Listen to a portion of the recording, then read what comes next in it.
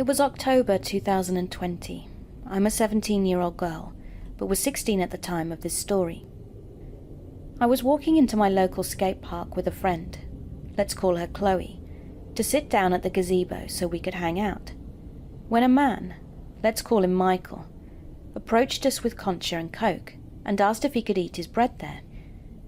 A concha is a Mexican sweetbread, which is basically just bread with some cookie dough crumble on it. Chloe and I tried to ignore him when he sat down next to us, but it was extremely hard when he started to make conversation.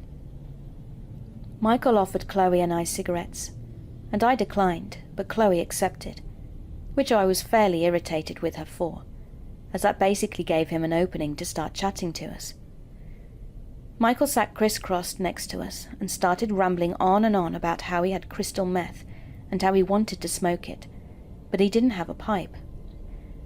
He asked us if we did, and we obviously told him no. Then he proceeded to pull out a baggie filled with what I can only assume was meth and offered it to us. I began to get a bad feeling in my stomach at that point, as we both declined his offer and he put it away, lighting up a cigarette instead.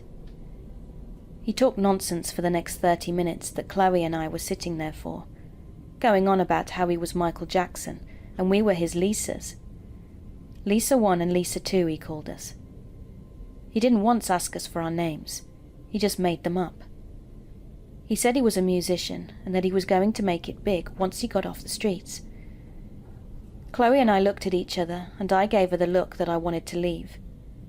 She got the hint, so I told Michael it was time for me to go home and that I needed to be back by dinner time or I'd be in trouble.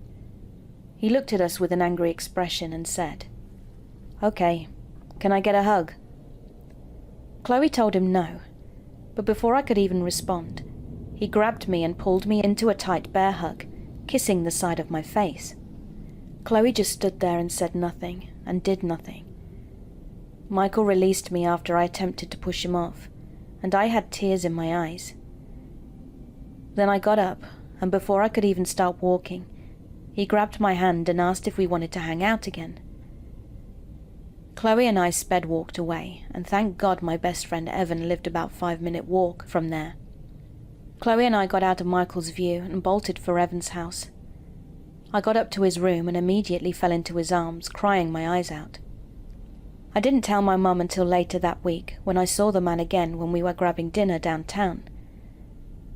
I started to have a panic attack, and when we got into the car I told her everything that had happened. Michael kissing my face, me trying to get away with Chloe, and even going to Evan's house after the incident. We filed a police report afterwards, and even after a year, my case has yet to be closed. Michael is currently residing in a mental hospital, so they can evaluate his condition off of meth and see if he actually is capable of going to court or if he is too mentally unstable to get charged with anything. I hope someone sees this story and doesn't make the same mistake I did. Don't let people take advantage of you.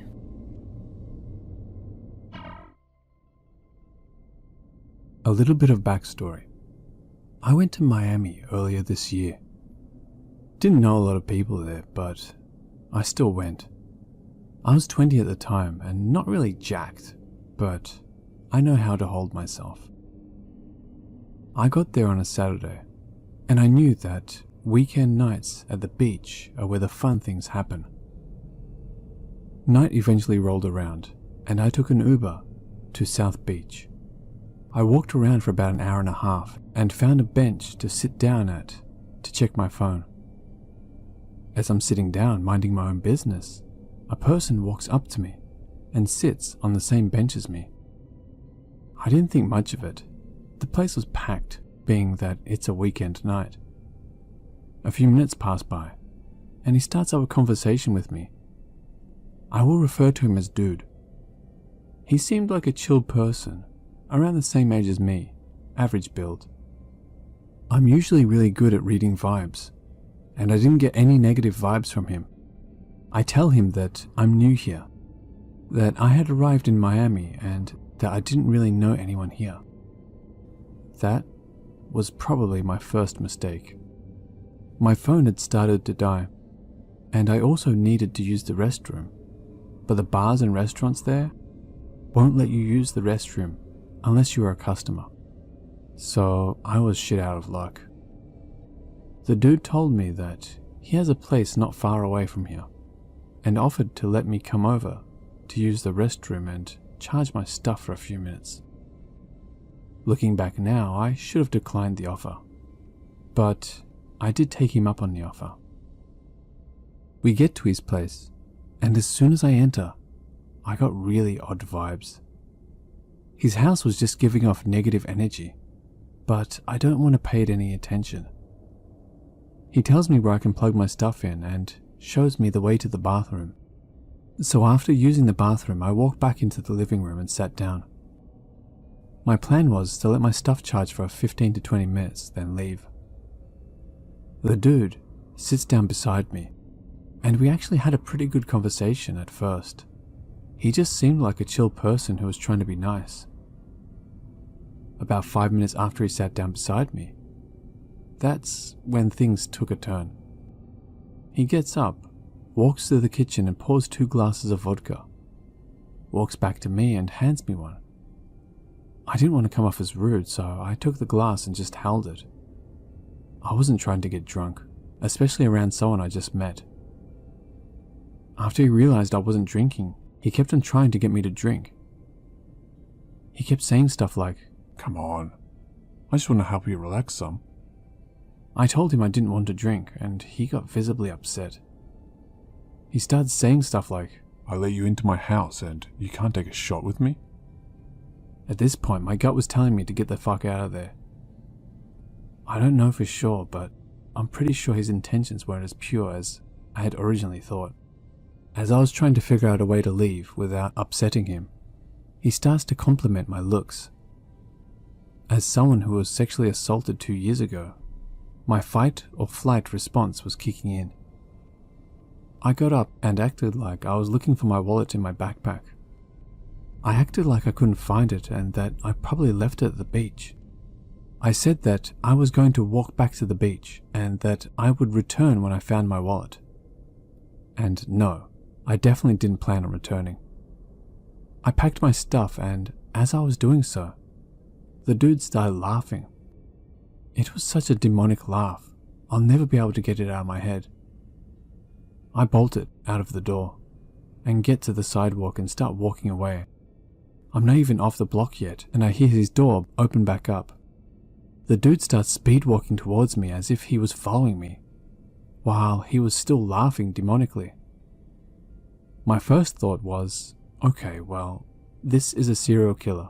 I'm about to be killed. I started to run. I don't know exactly how far I ran, but it was at least 5 blocks. Once I knew he wasn't following me anymore, I spent $10 on an Uber to get me far away from the area. The night was still young and I knew the nightlife would still be active on the beach. So I went back to the beach, just about 10 miles away from my original location, just to make sure if he went back there looking for me, that he wouldn't find me. To the dude who was trying to push himself on me, screw you. In the summer of 2006, I was offered a place to study history at Bangor University in North Wales. It wasn't my first choice of uni, but I always wanted to move away for university. I mean, that's half the point of the whole thing, isn't it? See, new places, meet new people, expand and enrich your intellect and all that. Bangor wasn't exactly Manchester or Birmingham, but there was something very quaint about having such a relatively prestigious university built into such a small and storied town. In the end, I only lived in Bangor for the better part of a year, as I ended up dropping out due to family problems. But my brief time there yielded a variety of different experiences. Some I'll always remember, and some I wish I could forget. So much like most other students at that age, university bred a desire for, well, experimentation. And as I partook in a few puffs of the wise man's mint, as one of my mates called it, and decided that, yeah, it was something I was going to get into, I didn't take the drinking all that much, too much puking, and the hangovers just weren't worth it. But smoking up in a circle packed with intelligent, thoughtful people, that was a different kettle of fish entirely. Alright, most of the stuff we talked about was just absolute nonsense, which prompted nothing but a descent into giggles. But it was fun. And on top of that, you weren't a soulless, dehydrated husk the next morning. So one morning, I get talking to this local lad called Ricky. Ricky had grown up in Bangor, but wasn't academic enough for university. However, that didn't stop him from walking up into the student areas to take advantage of the public price pubs, which is how I got to talking to him. Eventually, the conversation got on to smoke and where I could get my hands on some, but local dealers didn't always trust the students, and even when they did, the chances that they just rip you off. Assuming you were spending mommy and daddy's money was very high indeed, which is why Ricky's promise of "I'll get some for you" was like music to my ears. I took his number down, told him I'd give him the text sometime, then finished up my pint, lost my game of pool, then wandered back to Hall's. The next day, I gave Ricky a text, and we arranged to meet outside a block of flats on the other side of town. This seemed a bit risky, as it was in the lower portion of Bangor, where the locals lived, and not up on the hill where most of the lecture rooms and halls were. But Ricky seemed like a nice enough bloke. I considered myself fairly streetwise, and with me having no other connections, I figured, why not? So I went to meet him, gave him my last 20 quid, and stood outside the flats and we went out to ring one of the buzzers. Now, I'm not completely soft, so I actually ended up peering over my shoulder to get a peek of which one he's ringing, just in case anything goes awry. The door opens. He says, "Back in a minute," and walks inside. A minute goes by, no sign of Ricky. 2 minutes go by, still no sign of Ricky. After 15 minutes of standing outside those flats like an absolute plant pot, I tried calling him, but as you can probably guess, he didn't answer his phone. I dropped him a few texts like "WTF is going on in here?" And again, I get no replies. Obviously, I'm absolutely furious, thinking, I can't believe I'm actually getting mugged off here, and there's absolutely no effing chance that I'm about to just walk away without kicking off. So I marched up to the little keypad near the front door of the flats and started buzzing the same button Ricky pushed. "Hello?" Some voice buzzes over the intercom. "Yeah, I'm a mate of Ricky's. He's got something that's mine. He needs to get back." Oh, the fellow on the other end was obviously playing dumb. "Look, mate, I've just seen him go into your flat, so you can either let me in or I'll come back later with my cousins and we can see what happens." It was a pure bluff. My cousins were like 60 miles away. But it worked. There was a brief silence, and then the door buzzed open. I walked right up the stairs to flat 3, knock on the door, and someone instantly answers it aloud about my age, who's keeping the door closed over because Ricky is evidently hiding inside. "Mate, I know Ricky is here, and he's got something in mind." "So he was here, yeah," the lad cuts me off, "but he's just gone off the back. Said he'll be back in a few minutes." Then I hear a voice that obviously belongs to someone older, saying, "Let him wait inside if he wants." The lad looks off to the right, then opens up the door. I walk in to see about 3 or 4 guys, again about my age, and one older balding bloke are down to his shoulders with this big, thick stash. In front of him on this dirty wooden coffee table, almost every kind of illegal substance you can imagine. And after waiting there for about 15 minutes, tension rising the whole time, I decided to give them something of an ultimatum. Because there is absolutely no doubt that I am getting scammed, and they just so happened to be in on it. Now, I know, what I did next was just stupid. But please don't underestimate how angry I was, and how I just refused to swallow my pride and walk away. So we turned to the old bloke and say something like, "Look man, let's just work this out. Ricky got 20 quid of mine, and I'm not stupid. I know what the crack is. I'm also not walking away without it. So let's just say you give me 1/8 of that green there, and that way, I don't have to file a police report saying some lad robbed me and ran into this flat. You get me?" Big mistake. Massive mistake. Sometimes, it really is just better to swallow your pride and walk away, especially if the only other option is throwing around threats that you're unlikely to back up. But in the heat of the moment, that's kind of what I did. And by kind of, Mo, you'll see what I mean in a minute.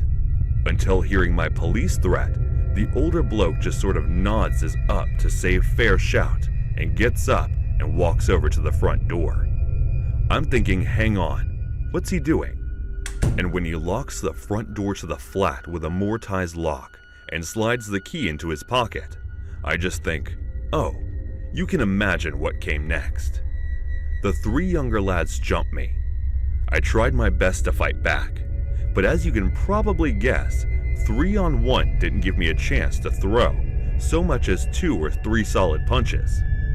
Before I was on the deck getting the absolute life kicked out of me, all to a soundtrack of you coming to my flat and threatening me. Not happening. But the worst part was when I just heard, grab his hand, kept them still. I'm still in the middle of struggling, but I managed to get just a glimpse of the old bloke with a dumbbell in his hand might know what's coming. This fellow is going to smash my hand the bits without weight, and I'm probably never going to be able to write or type properly again. Thankfully, he didn't go through a smash in my hand up. Instead, he does this faint thing right as I think he's going to do it, then laughs his head off when I let out this embarrassingly girly scream. After that, I'm quite literally thrown out of the flat, and as I manage to bring myself to my feet and look back to see that one of the lads has my bloody provisional driver's license in hand. The wallet must have fallen out of the swipe during the kicking. Ah well, now we know your name and where you live. Go the filth and you're a dead man. Get lost. I wandered. But the story doesn't end there. It just gets much weirder and arguably more terrifying. If I'd have just walked away with a bit of a bruised ego, I'd have saved myself a good kicking. However, in actually laying hands on me, these lads had made a huge mistake. I wasn't some gangster bound to a code of silence and honesty. Neither were they. I was a big city, and I definitely wasn't scared of some small town dealers. And if they thought they could just intimidate some kid into silence, that were dead wrong.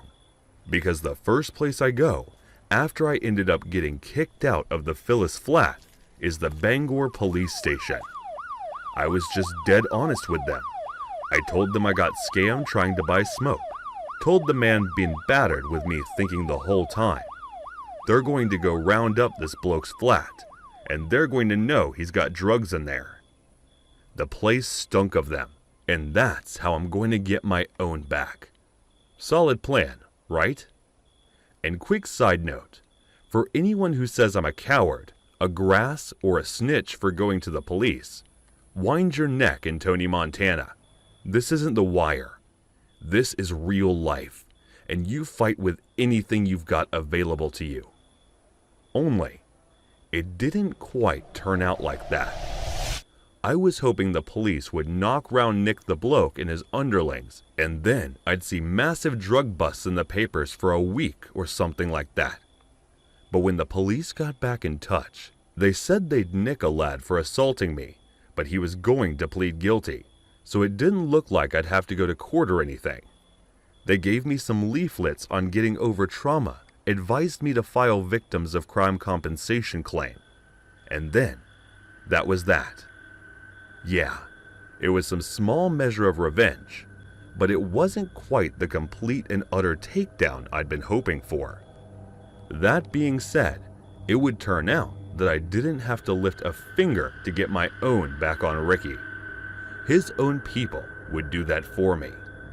Not even 7 days later, I'm doing a bit of food shopping down at Morson's when who should I see? The giant cast on his leg and bruises all over his face. But Ricky, of all people, almost everyone I spoke to about it was like, wow, that's some karma in action right there. And they might still be right. It might have been a complete coincidence that 1 week the lad robs me, and the next he's in a bloody thigh cast, which, how I know it, must have been a really bad break. Stranger things have happened, right? But there's a thing. I don't really believe in coincidences. I believe in cause and effect. I think the top dog down in the lower town flat was just that top dog in the area. And I think the trouble Ricky ended up causing him Monday was only a fanny hair away from being nicked for selling Class A's. I think he was so angry that he had his little minions break Ricky's leg. I mean, how else to explain his black eyes and all that? He slipped and fell on the path of an oncoming fun run, pulled the other one. But then, the thing that really tickled me, the thing that honestly made my blood run cold, was this.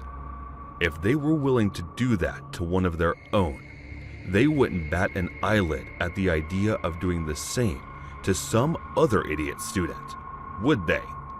And it's only then that I realized how bloody lucky I'd really been. A few months after I completely balls up my end-of-year exams, ended up dropping out, and that was the end of that chapter. Needless to say, despite the relatively short amount of time I'd spent there, Bangor really did teach me a thing or two. They just turned out not quite to be the kind of things I imagined when I arrived. This is an experience my wife and I just had this past year. As soon as the quarantine was lifted in our area, she and I filled our packs and went for a hike at our local state park. It was something we used to do pretty regularly and have since before we got married. Speaking for myself, I was looking forward to it. The plan was to hike out to a certain lake, spend the night, and hike back to the car. It was a clear, warm day, and the trails were nice and dry. For most of that morning, we had been the only people on the trail. We decided to stop for lunch at a campsite about halfway to the lake. Another couple must have had the same idea. They were sitting at the concrete picnic table, and we asked to join them. Soon, the four of us were discussing what we had seen and where we were headed. The couple turned out to be newlyweds on their honeymoon. My wife, who's a hopeless romantic, loves to hear this. She proceeded to tell them how we met and some other sappy stuff I don't bother to remember. 2 hours passed and we finally said our goodbyes. We arrived at the lake about an hour before dark, tired and hungry. I got a fire started, and Mandy, my wife, cooked us a small meal while I pitched a tent. We sat around the fire cooking s'mores and eventually called it a night around 10 p.m. I got up just before dawn the next morning and got the fire ready to make breakfast. We repeated our roles from the night prior, except I pulled the tent down and repacked it. Then measures were taken to assure the fire was completely out after cooking. And with that, we took to the trail for the return journey. At 10 a.m., we reached the halfway point, but chose not to stop. 2 hours of the trail, we ran into the couple we met the day before. Strangely, his wife wasn't with him. Mandy asked him about her location, and the man said she'd become ill the night before and returned home. When he said it, he looked nervous and couldn't look either of us in our eyes before either of us could ask anything else. He said that his wife had insisted he finish the trip alone. It sounded a bit strange, but we had no reason not to believe him. A group of people came walking up about that same time, and the husband excused themselves to talk to them. I wasn't interested in prying any further. Their marriage was none of my business. I thought Mandy looked like she wanted to stay, but I reminded her of the obligations we had that night. She reluctantly agreed, and we went on our way. We got to the parking lot not too long after and packed up our stuff. There were a few groups of people talking amongst themselves. As we pulled out of the lot, several more cars, including a Ranger's truck, were pulling in. Once again, I thought nothing of it. We made the news. We made it back home that afternoon and handled some family things. It wasn't until breakfast that we heard the news. I grabbed a cup of coffee and sat down in front of the TV. I flipped it on just in time to receive a report of a dead female camper. When they showed her face on the screen, I almost choked on my coffee. It was a picture of the woman we had met just 2 days prior. I yelled out to Mandy to join me in the living room. I wanted to be sure of what I was seeing. I didn't have my glasses on at the time, so I pointed at the TV and asked, "Isn't that one of the newlyweds we met at the park?" She watched for a moment and let out a shocked gasp. Just then, a wedding photo of a couple appeared on the screen. Mandy grabs the remote from my hand and turns up the volume. According to the husband, the couple had been at a cliffside that was a popular lookout. Mandy and I had been there once or twice ourselves in the past. They watched the sun rise, and as they were preparing to turn and leave, the wife lost her footing and fell several hundred feet to the ground below. It was certainly possible, but something bothered me about it. Why hadn't he mentioned this to us? More so, what was up with the illness story? It couldn't have been more than a few hours after the incident occurred. None of his behavior made any sense. I know if something had happened to me, I'd have been a mess. We passed at least 15 people that morning and not a soul talked to us. It all seemed fishy to me. I was glad to see that Mandy agreed with me. It looked as if her instincts had been right once again. Just don't tell her I said that.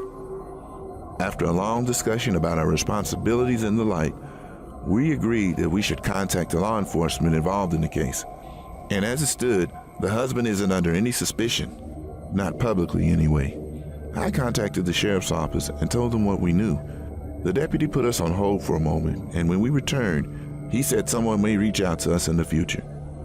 But it's been almost a year, and no one has contacted us. This is what brings me to email you here. What do you think? My instincts and my wife tell us that a crime may have occurred. We, however, have no proof or any real justification for our feelings.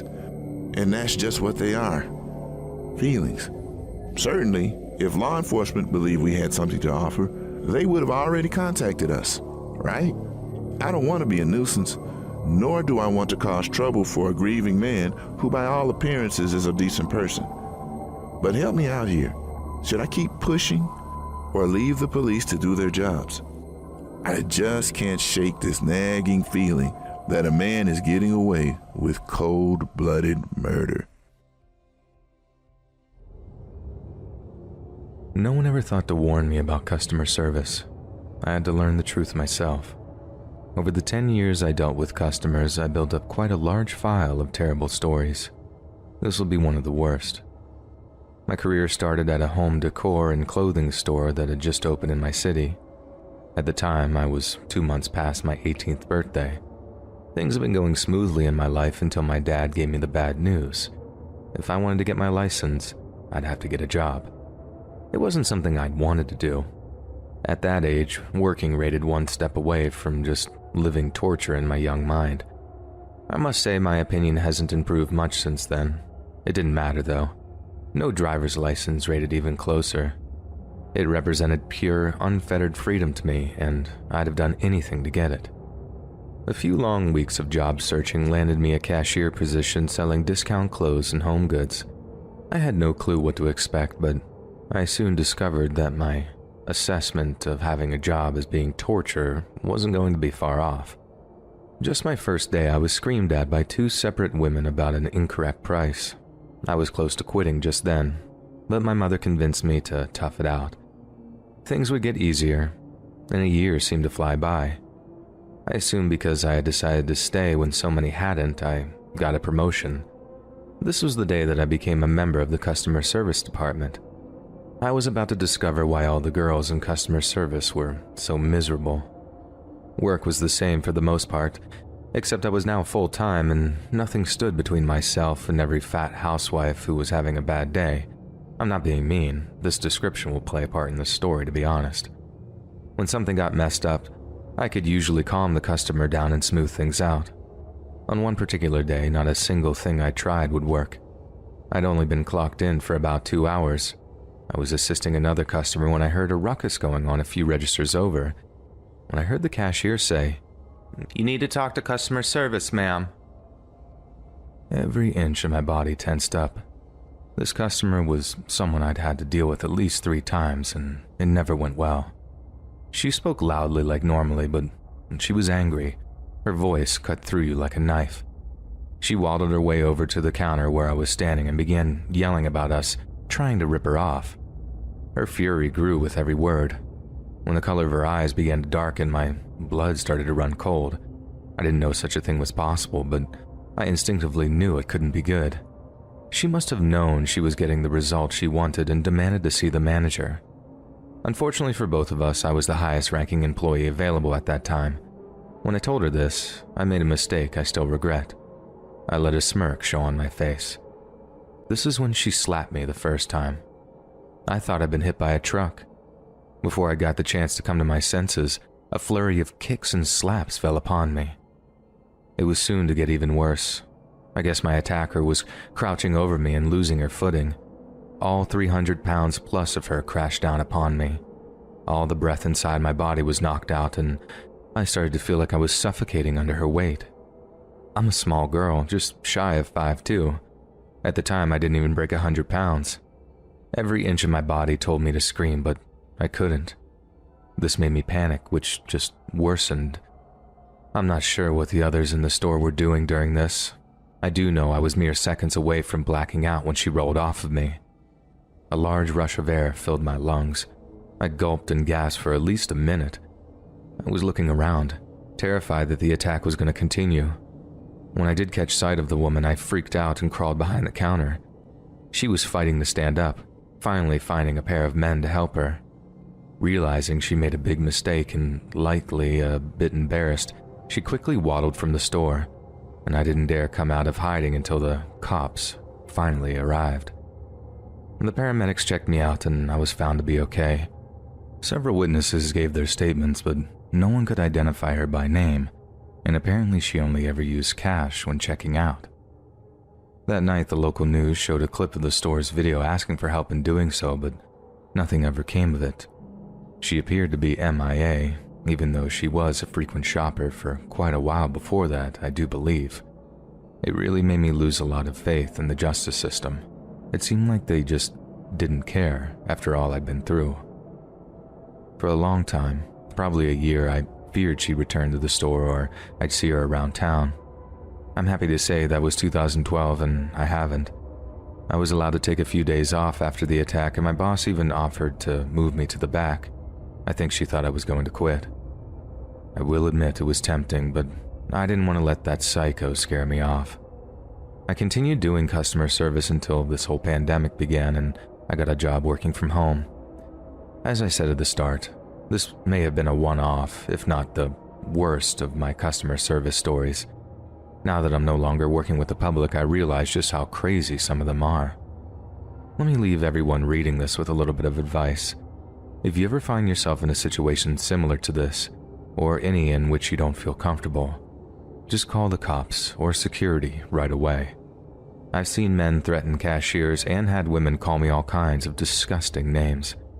The days of chivalry and good manners have passed. Keep yourself safe from the Karens. My story takes place in 2014. I was 2 years out of college and couldn't keep a job to save my life. My attitude wouldn't change until much later. Anyhow, I got connected with a house-sitting agency. The job itself was cool, but the woman running the place was just a jerk to everyone. You may be seeing a pattern here, but I promise you, in this case, I wasn't the actual problem. Well, I put up with her terrible attitude for as long as possible.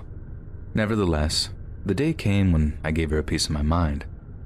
I've gotten a whopping 3 months of experience in the business at this point, and somewhere in my crazy mind I got the idea I knew the business better than her, and I decided to go independent.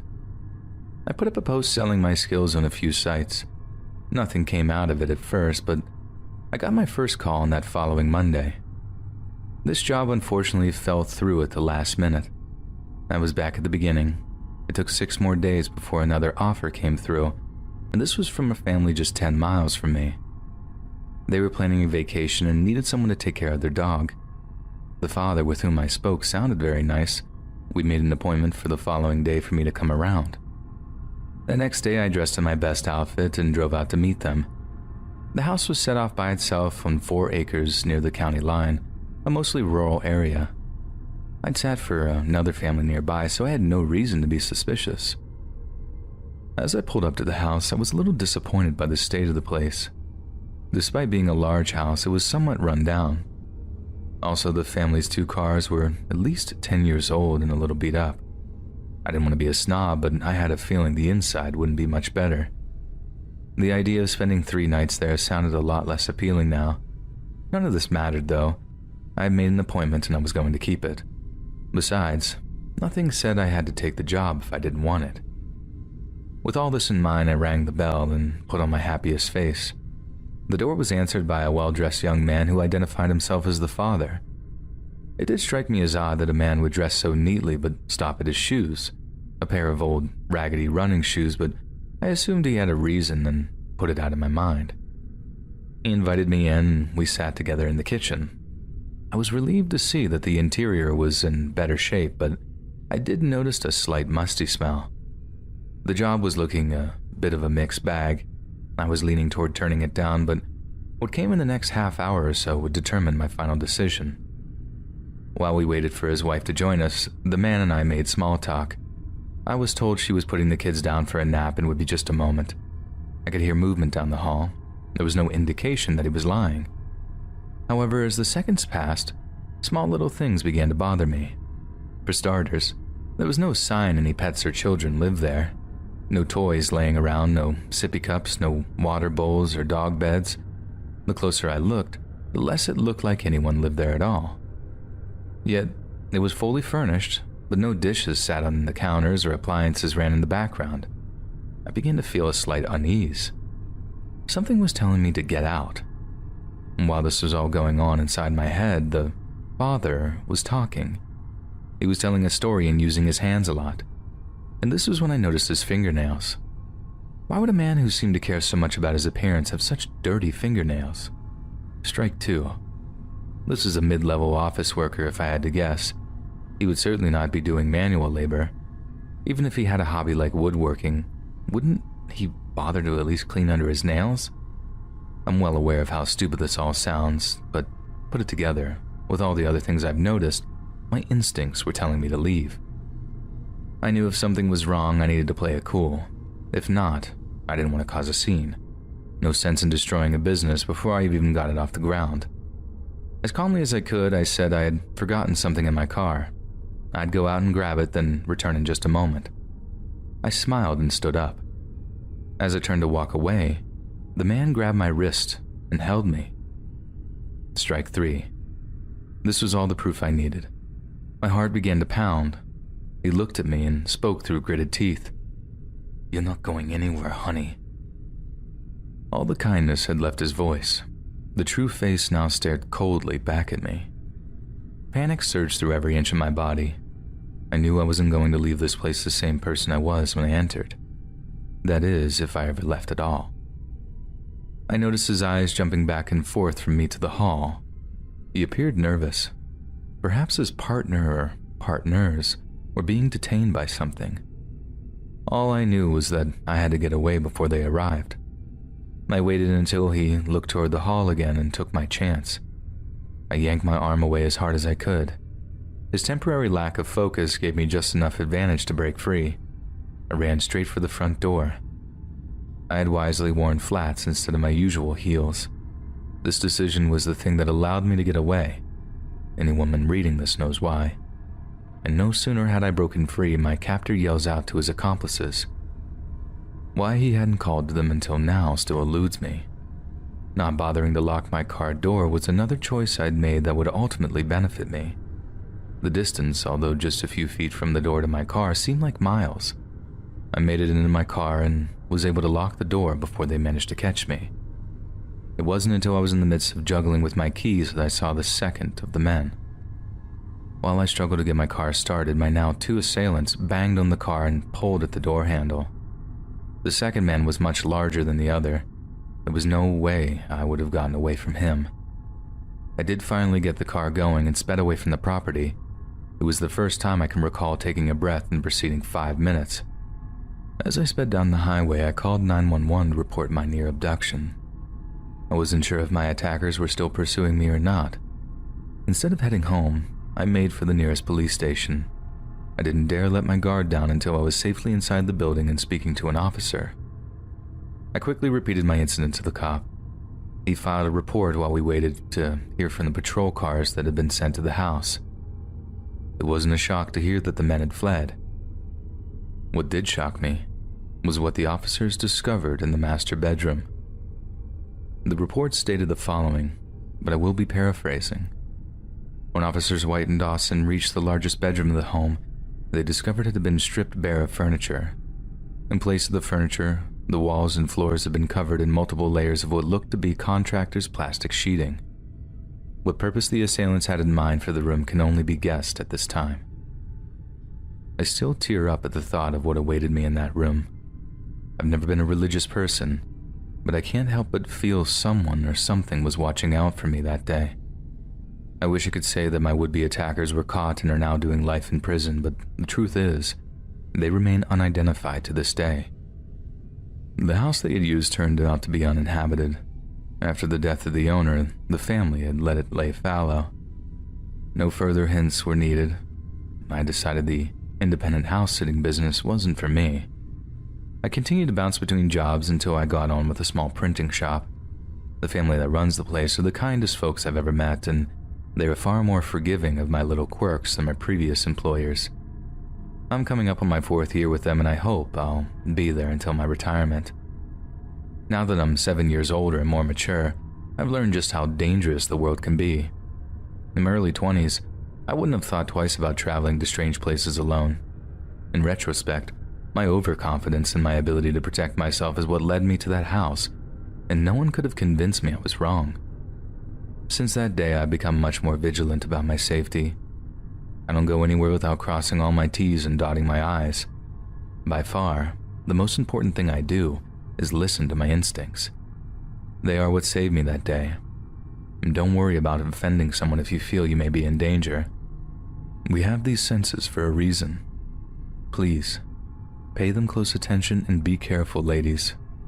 Goodbye, and stay safe. Hey guys, thanks so much for all the support. If you haven't subscribed to the channel yet, please feel free to do so. The lockdown was definitely something that changed a lot of things everywhere, and with changes everything was being revolutionized to online, and with a lot of desperate men being constricted to their closed walls, there were things that the men craved, and the main source of that thing became OnlyFans, and it boomed like the Zoom video app, and people were crazily invested into the app and getting the thing they paid for, and it became the large thing for such creeps that were able to get into profile of these girls and creep their way in. And such case was that of Kat West, and this case was big. It is not every day that you find a naked body face down in your neighborhood. With almost no helpful clues and a mystery murderer still on loose, nobody knew the direction this case was going. There was the OnlyFans and a regular clue. With life out and open on social media, and with sites like OnlyFans, even though they are proving itself to be revenue-generating sites for some, it is also a dangerous haven for creepers who are making intimacy a commodity, and thus able to act upon their urges that were rather repressed, and some are going to even greater extent to act upon these urges, and in turn, raising a concern about the safety of women working there. Kat West's lifeless body was found outside Calorina, Alabama by a neighbor who saw the body nude lying on the street. Was a kind of case that doesn't stop. This story was something that people in the news wanted to get their hands on. This was not very normal for the place and was getting every bit of exposure. There was nothing much on the case, and only thing that was different about the case was a bottle of absinthe tilted on the phone, and that was the only clue for probably a thing different about it. The police looked into the case, and it seemed to do with OnlyFans. A dead Kat West and her husband Jeff West. This was a very complicated case, with no evidence and no clues. Just the endless parade between one dead Kat West, her husband Jeff, and an OnlyFans page, where her life was exposed in its natural naked form. Kat West was one of those extroverted women who would put their whole life on the social media to be seen by all. And now with OnlyFans, it wasn't just out there, it was out there, and it was more intimate than it usually is. When her body was found naked in the streets, the first suspicion that was raised on Jeff, her husband, and the first odd thing that they noticed was his reaction to her death, which was very calm and poised. But there was the history of him being in the army, so the calm posture wasn't really a big mystery, since everyone almost knows the things soldiers go through are much worse than we can imagine. So even though Jeff was arrested, many officials didn't really believe that he would do that. Even Kat's friends said that he would never do that. So the next on suspicion were the countless number of people on her OnlyFans, and this was something that could have been the reason. She was putting herself out in the open. Her sexual content was out in the open for a lot of people to see, and there is no doubt that how many creepers might have been on there waiting to prey on her. Could be any of the OnlyFans guys who might have confronted her in an alleyway or a street and then stalked her and killed her. One scenario could be that maybe the husband had enough of her lewd shoots and then kill her. But there was no hint of jealousy in Jeff, so police already ruled out that possibility. According to the judges who sentenced Jeff 16 years in prison for the murder of Kat West, this happened. One day, when Kat and Jeff were out, Jeff must have confronted Kat about the OnlyFans thing. "You keep posting those pictures on the internet," must have said Jeff. "It is not putting a very nice impression to the world out," he continued. "You know how people might see you," Jeff said. And as he said all this, she might have ignored him, and Jeff, being an army, possessed the skills necessary to kill a man. And then, the innocent-looking Jeff must have, in the moment of heat, turned into this barbaric devil, with his eyes red and raged, and took the absinthe bottle and hit her in the head with great power to kill her. Even though Jeff pleads innocent, even after 3 years of his wife's death, there is still a lot of speculation and missing facts. Jeff said that it was just a drunken accident, but we can never really be sure who and what killed her. Only if Kat could come back and tell us who killed her, Jeff or OnlyFans. We are not sure that if the verdict was right, if it was the vengeful, angry husband or just a mere drunk accident, but there could be more to this case than just these two assumptions. We cannot ignore the fact of the sinister creep that are behind these screens, buying intimate shots of these women, obsessing over their bodies, and pushing to rather calm the urges they feel. This is not much in the open other than the husband, who is trying to plead not guilty and is fighting for his innocence. Even though they were an odd couple, there was no motive or reason for his husband to act so irrationally. So was it Jeff? Was it the accident that he claims? Or is it something more than what it seems to be? Is there a creeper who just got away with murder of the now deceased OnlyFans model, Kat West? Only Kat knows the answer to that. This happened last night, and honestly, I'm still a bit shaken up about it. I work evenings as a dispatcher in a medium-sized Midwestern city. I was driving home at 2 a.m. when I stopped for gas. In retrospect, it was stupid to have stopped at all. The gas station was poorly lit and empty of any other customers, but I knew the shady areas of town, and this was usually not one of them.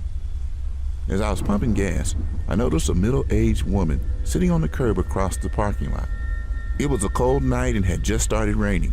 The woman was not wearing weather-appropriate clothing and was drenched. When the woman saw that I was watching her, she called out to me from across the parking lot. My second of many stupid decisions that night was choosing to engage with her. I was worried for her, so I approached her to see what sort of help I could offer. "Hi, beautiful. I'm just trying to get home, but no one will help me. I'm trying to get into the city, but the cab ride is $60 and I only have $40. Can you help me?" I don't usually give money to panhandlers, but this woman seemed genuine. The weather was terrible, and my job centers around helping people, so I agreed. I told her I didn't have any cash, but if she would come inside with me, I'd take some money out of the ATM and give her a few bucks. I went inside for cash, but the ATM wasn't working. I apologized and told her there was nothing else I could do. She followed me back outside, idly chatting with me as I opened my driver's door to get in. Then, she got in my car. I was too shocked to say anything. I sat staring at her as she buckled herself into the passenger seat. As soon as she got in my car, her demeanor changed entirely. She no longer seemed, for as much as she did, extremely excited and restless. "Just take me to my aunt's house. She can give me money," she said. Of course, alarm bells are going off in my head.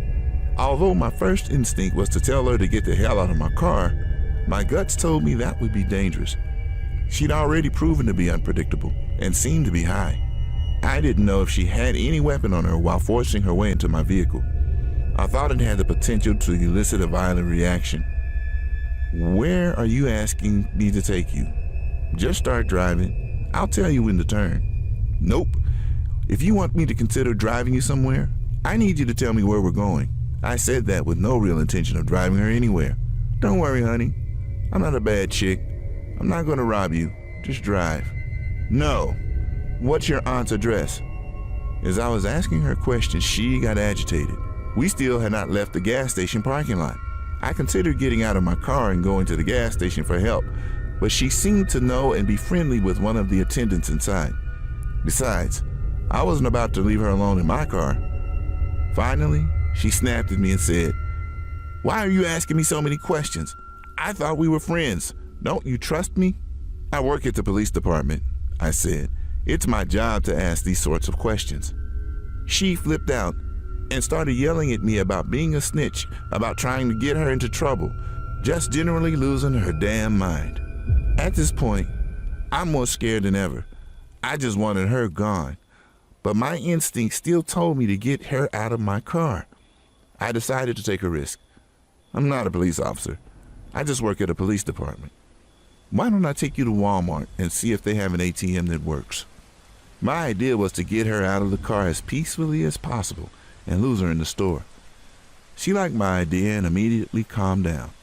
I knew that the driving off with the woman in my car was incredibly risky, but it seemed like my best option at the time. As we were driving, she kept talking to me. Her thoughts were erratic, bouncing all over the place. It sometimes seems difficult for her to follow through with a thought, but this is roughly how our conversation went. "I'm glad we're friends now. I've had about 5 or 6 people trying to get me. I'm going to come to your work tomorrow so we can arrest them." "Okay, we can talk about it tomorrow. Tonight, you said you were trying to get home." "Yeah, honey. I'm really trying to get out into the sticks." "Sticks? I thought you said you wanted to get to the city." Yeah, I meant city. That's what I meant. That's why the cab ride's $40. It's far away." "The cab ride's $40? "Yeah, baby. You said you had $40. "I do, baby, but I have $40 for the cab ride." And then there was silence. "Are you sure you can't take me to my aunt's house?" "Sweetie, she lives down on Fuller Road." "That's not what you said before." "Oh no, baby, I'm sorry." "Oh, it doesn't matter. She won't give me the money anyway. Are you sure you can't just take me to the city?" It was terrifyingly obvious that this woman was utterly full of crap, because the details of her story were constantly changing. When we pulled into the Walmart parking lot, she finally got out of my car, only after I left first, and followed me into the store. I told her before we went to find an ATM that I needed to use the restroom. I planned to call the police from inside the stall, but she followed me into the bathroom. And that's when things got weird. She grabbed onto the crook of my arm and whispered in my ear, "If you don't have any money, that's okay. Let me ask you something, sweetie. Do you like being eaten out?" I told her no as forcefully as I could manage, get into a stall, locked the door as fast as I could manage. As soon as I had a barrier between us, I said, "You know, I have some friends at the police department that could probably help you better than I can. I'm just going to call them and see if we can figure this out together." Again, at the mention of the cops, she began screaming at me, and I just kept reiterating that the police would help her. She snapped at me and she said she was going to leave and stormed out. But it wasn't over. I wanted to make sure she was gone. Sure enough, not 60 seconds after she left, she came into the bathroom and started banging on the stall door. Then she said something that scared me more than anything else. "Hey, come back to your car with me. I left my beer in your car." I blatantly told her no. I saw her get into my car, and she had absolutely nothing with her other than the clothes on her back. After that, she left the bathroom again and didn't come back. I waited a good 5 minutes before exiting the bathroom. I immediately found a manager who called the police for me. Thankfully, I was in a different police jurisdiction from the one I worked because I was mortified at how entirely stupid I had been for the whole night and would have died of embarrassment. If a coworker had responded, the officer that responded took my statement and advised me to be more careful in the future. He said that sometimes panhandlers turn violent, and that just recently there had been a woman who matched my description of assaulting the Good Samaritan that had stopped to try to help her. I learned my lesson on stranger danger, and I'm lucky to have come out unscathed. I'm glad my stupidity didn't kill me. So, fellow listeners, the next time you try and help a stranger late at night, don't. When I was a child, my father always told me to stay away from the men in suits that stood by the local restaurant across the street. My father told me to stay an honest man and to never associate myself with those men. They were bad apples and people who would destroy lives of other innocent people. My father was an honest man who made an honest living. He owned a grocery store in Chinatown. Even though we lived in an Italian neighborhood, he had the store in Chinatown. He never wanted to be associated with anything the people in this neighborhood was doing. He always told me, "Look at the Chinese. They work hard and they try to be as honest as possible. You gotta be like them. You have to work hard. If you want things, you have to work for them. No doubt there. Work and be better." He always lectured me over hard work and things like that, and I always believed it. He once took me to the Chinatown on their New Year, and I was sure very impressed by everything they put on there. But as soon as I got back to my neighborhood, I couldn't help but shake the feeling of home. He might not have felt like home in our neighborhood, but I always did, and I was friends with everyone, and everyone were pretty great to me. It was a great neighborhood regardless of what my father believed. I was pretty much involved in my neighborhood and often had crossed paths with the guys in the suit. They were not as bad as father told them to be. They were pretty decent guys. Always spotted us $1 when we were playing nearby. We were having our game when one of the boys came in and spotted us $1 to go play at the 4th and corner. And then, when we were at the 4th and corner, we heard some shots that came from the old place where we used to play. And then we would just ignore the shots and kept moving. Things were not as plain as they thought they were. As a child, you are unaware of things like that, and you overlook all the things that are not according to the standards of a child. But then as you grow up and are on the verge of growing up, you realize that things are pretty different than we make them to be as a child. I grew up realizing those men to be the part of the mafia. That was enough for me to realize that things are not as simple as they look out to be. And turns out, my father was right about the whole thing, and being the honest man he was, I grew up to follow a similar path, but differently. I became the FBI officer and worked in the organized crime division, where it was me, and soon I was headed to become the in charge of taking care of the organized crime division, and it was something that I was very excited about, because I grew up around these very characters that were now described away in my files, and it was something that excited me very much. I handled the Chinatown cases where the FBI agents and their families were kidnapped in order to charge the orders. The Huang family had power over the president, and my team and I pinned him decades later for that, was the very reason that I had the rep in the FBI. It was then that I was handed the case of Giovanni's. Their family had been running up the business in the neighborhood for way too long, but it was something that was personal to me. And all of the things that my father said about these men were true. And seeing the guys up and running all these businesses and pretending to be good in their suits was something that I ignored when I was a child, and it was meant to be like that. I saw their case file, and they were responsible for multiple murders, kidnappings, and thefts, and almost every crime by the book. And when I rounded up their case files, none of them exactly knew who their boss was. I decided to catch them in one of the biggest dealings, and in there, we apprehended them all, and even their boss. Upon further asking, the case was all cleared, and upon opening up their history, I found out that the family was started by my own grandfather, and my father inherited and stayed in there for a while. He was the head of the Giovanni's inside and out for almost 10 years, and when he walked away later, and that was something that I could not have ever imagined seeing, that my father always talked about the honest men job, and this was definitely not honest, and it broke me. But I had to do what had to be done, and then I rounded my father for further questions, and he was honest in the questions, but with the connection I had to be relieved of my duties. And that was the last time that I worked as the FBI agent. I was relieved until the call comes in.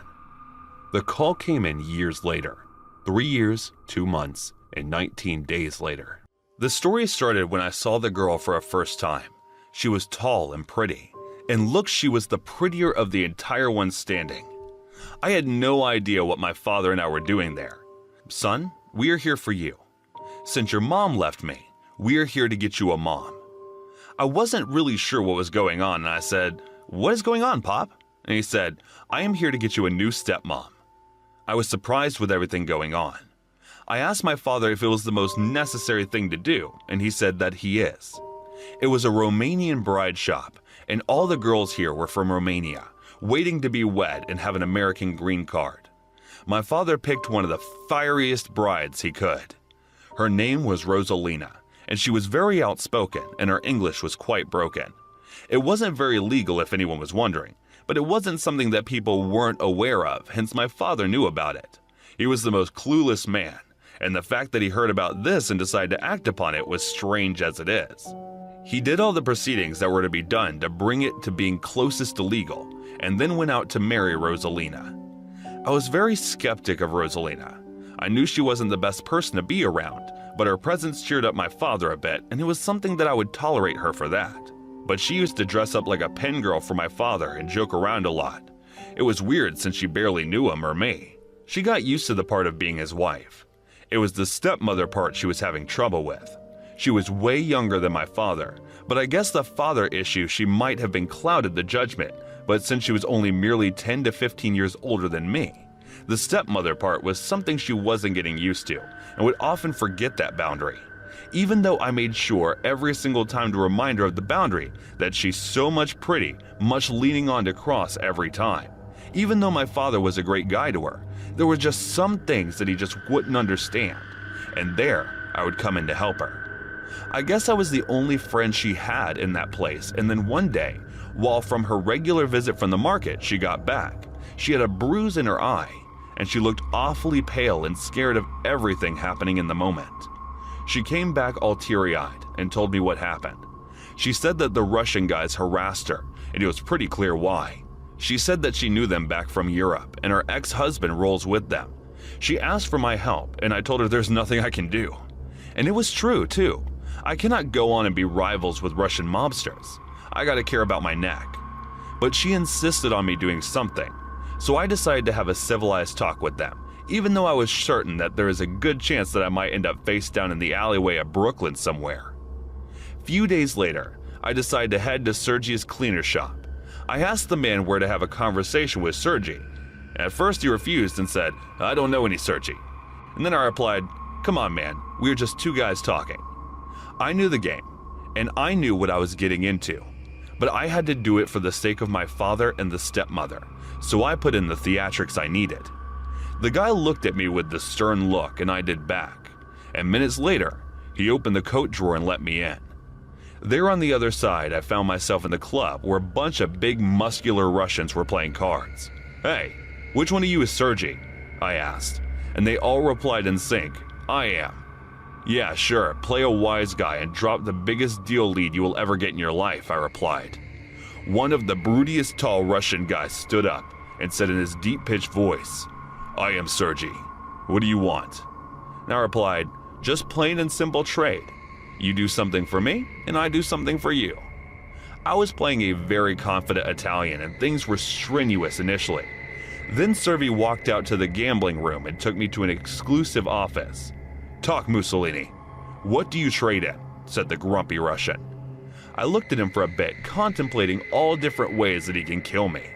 And then I said, I trade in you doing me one solid, and I give you lead that will make you the biggest merchant on this island. He looked at me with disapproval and said, I don't want to be a merchant, too much work. I would continue being the crook I am. And then I said, don't you worry, it's the same thing. He looked at me and asked, how much are we talking here? And I said, enough for you to buy a machine to count it. He asked, what is the solid one that you want? And then I showed him a picture of Rosalina, and he looked at me and asked, what about her? And I said, tell your men to leave her alone now and forever. And I started writing an address of the port in the New York where all the shipment arrives. And I told him, be by the dock at 9. The shipment will crack in at 9, and Boys in the Blue would be at 9:30. You have the 30-minute window to swipe the place clean. And then as I was leaving, he said, all right, you got yourself a deal. Your lead works. You never hear from us. But if it doesn't work, you will hear from us. As I started walking away, I wasn't sure what I was expecting. I sure just went through hell for my stepmom. I wasn't really sure if it would work, but as I did exit, I had a real sense of fear that crippled my whole spine. I messed with the wrong tiger. I am overconfident and I barked the wrong tree. I wasn't made for this. As I got out, I straight away went to meet my stepmom and I told her that I talked to Sergi. She was scared for me and I told her not to worry. And then a few days in, I finally got the news. The Russian mob was apprehended. Well before going to confront Sergi, 3 guys got me into the truck and wired me. And yeah, I played the rat in the conversation and got evidence against Sergi. And then in return through my tip, Sergi was apprehended red-handed. Good riddance. Hey guys, thanks so much for all this support. If you haven't subscribed to the channel yet, please feel free to do so. This is probably going to turn out less of a story and more like a confession. Only my ex-missus and a few close mates know about what I'm about to tell you. Otherwise, you'd never guess it just from looking at me. You'd think I was some balding, church-going Middle Englander whose pulse had never risen about 70 beats per minute. But for about 6 months back in the mid-1980s, I led quite a different life from the one I have now. You see, I just married my then-girlfriend, and we were in the process of starting up a little family. And right when she was 3 months pregnant, Margaret Thatcher's Tory government decided to throw a spanner in the works. I lost my job. I was on the dole. I had a baby on the way, and it was looking like we were going to lose the house. I tried my best to find a job that would meet our expenses, but it was almost impossible. And as time went by, I got increasingly desperate and increasingly depressed, and I wasn't doing my job as the main breadwinner. Now this is where Jip comes into the picture. Obviously, the Jip isn't the real guy's name, and I don't reckon he'd appreciate me gobbling off about our mutual history. So I'll just use his old nickname that I don't imagine he goes by anymore. Me and Jeb knew each other since secondary school, and although we weren't exactly best mates, we were still quite pally and lead on to each other if ever we were out and about. So one day, I'm on my way back from the door when I see Jeb outside one of the local pubs. I say hi. I have a whinge about the lines on the door, and turns out he was on his way into the pub, so he invites me in for a drink. I'm absolutely skinflint. At this point, I didn't have 2 pennies to rub together after putting food in the cupboards. But as much as I politely decline him, he insists on getting me a few pints. The clincher for me was him saying, "You look dead stressed, mate. I reckon you deserve a pint." Never a truer word was said. The first sip of the pint was like a wave of calm rusher over me. Not so much because of the ale, but because I realized it had been about 2 or 3 months since I'd actually sat down and drank a freshly pulled pint of lager. And let me tell you, I hadn't missed it.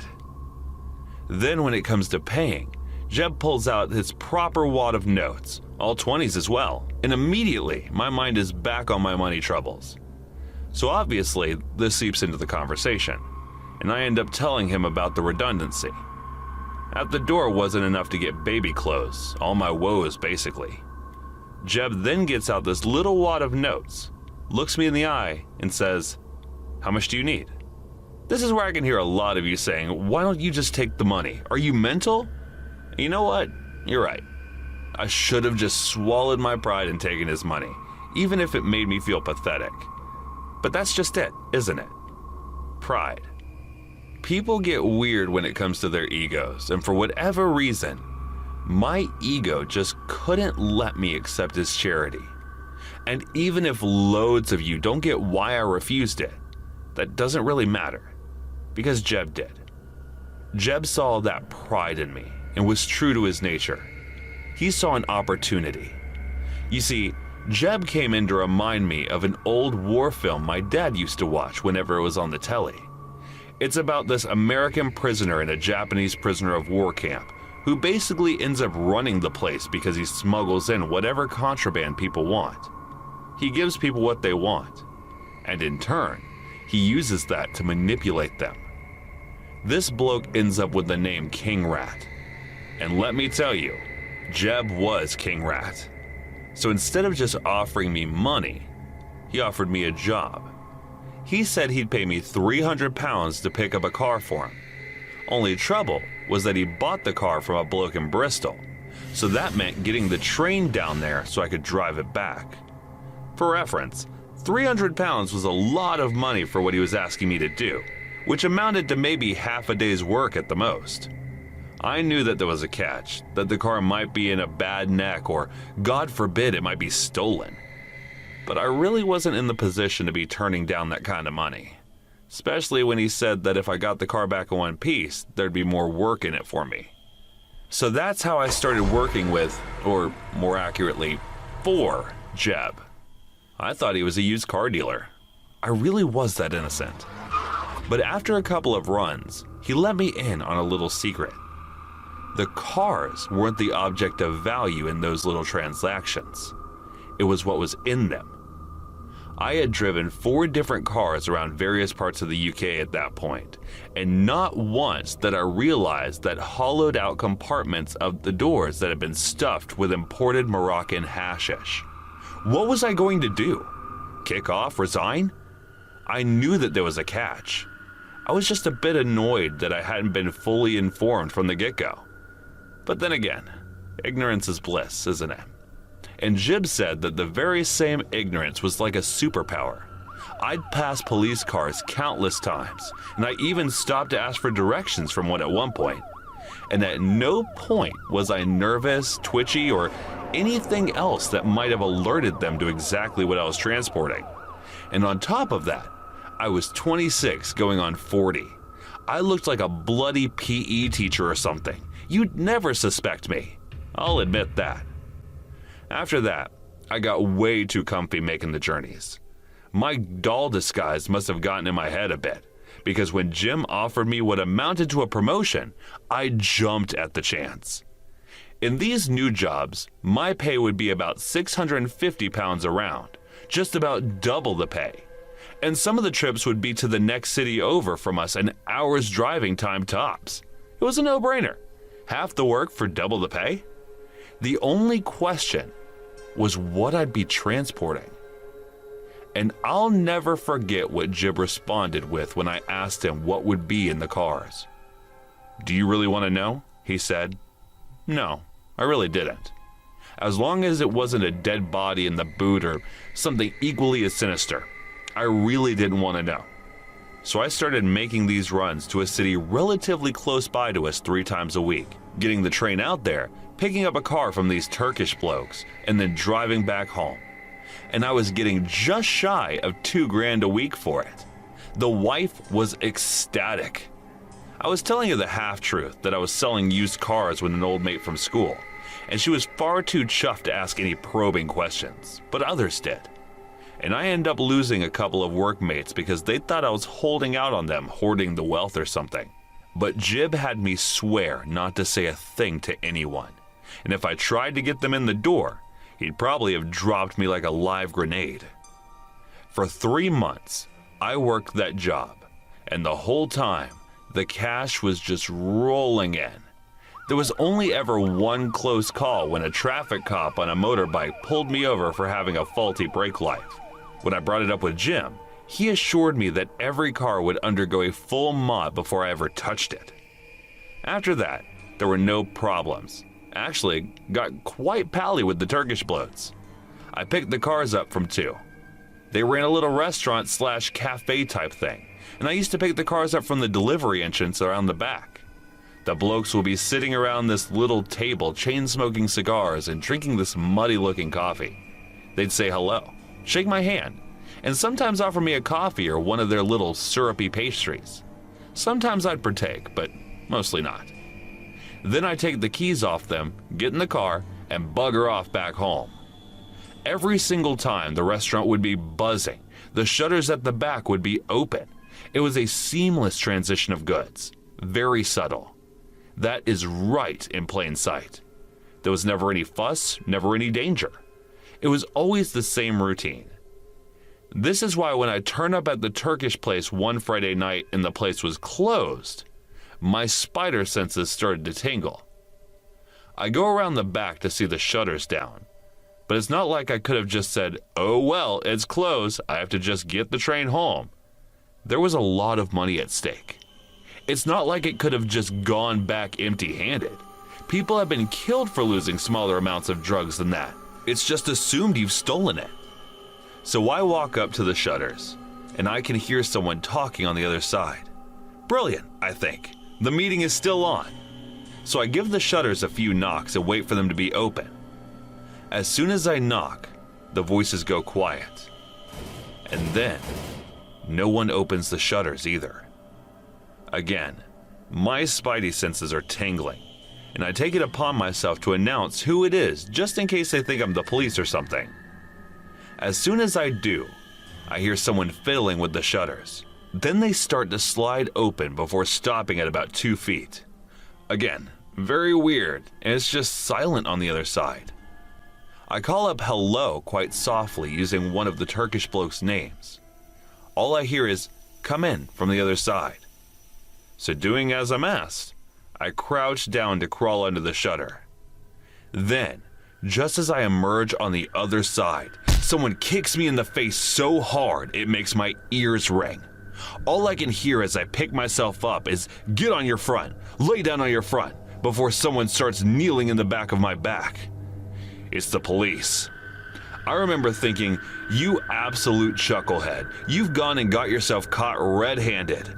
I thought to myself, only when they didn't handcuff me. Instead, they'd started to dye my hands with something that I'd later learn was a kind of industrial strength sticky tape. My bell had been well and truly rang, but even in my punch-drunk haze, it hit me that there was something wrong with the situation. And unless he was some undercover bloke forced to carry tape instead of handcuffs or whatever, I might be in a lot more trouble than I first anticipated. Once my wrists, mouth, and ankles are taped up, the bloke then drags me to a corner of the stockroom where I find he tied up and gagged the 4 Turkish blokes. Each of them had the absolute senses beaten out of them. My heart racing as I get to thinking that I'm about to get the same treatment. But instead, he seems to just ignore me and resumes some kind of speech he must have been giving the Turkish blokes. And that's when it slowly became clear who it was. It wasn't the police. It wasn't even some other gang or drug dealers with some axe to grind. It was a vigilante. I won't repeat exactly what he said. It was quite a long, drawn-out, and terrifying affair, and I think every third word would be the F word. And this is about to get obscene as it is. So I'll just sum it up. And what he said, what he kept referencing, was someone who died. I thought the Turks might have killed someone, and in a matter of speaking, I suppose they did. because the bloke then LEDs on that it was his daughter that had died from heroin use, possibly having an overdose. But it could have been some other complication resulting from her addiction he never specified.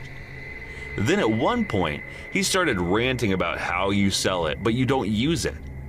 And I suddenly see that there are these big cling-filmed wrap packages on the table. The bloke must have arrived before they'd loaded the car up, and maybe even before the staff had arrived for the evening service.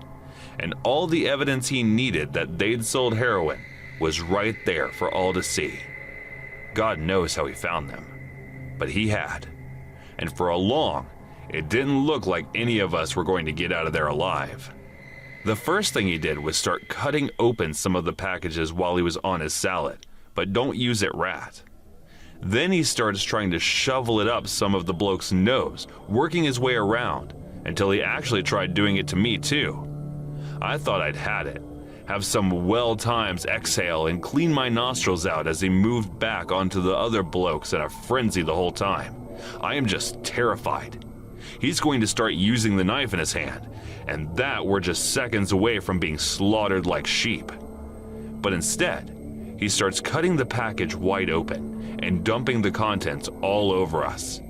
He goes back for another and dumps the one on us, ranting and raving the whole time about how we're going to regret the day we're born. I just kept picturing the little girl I never get to see grow up.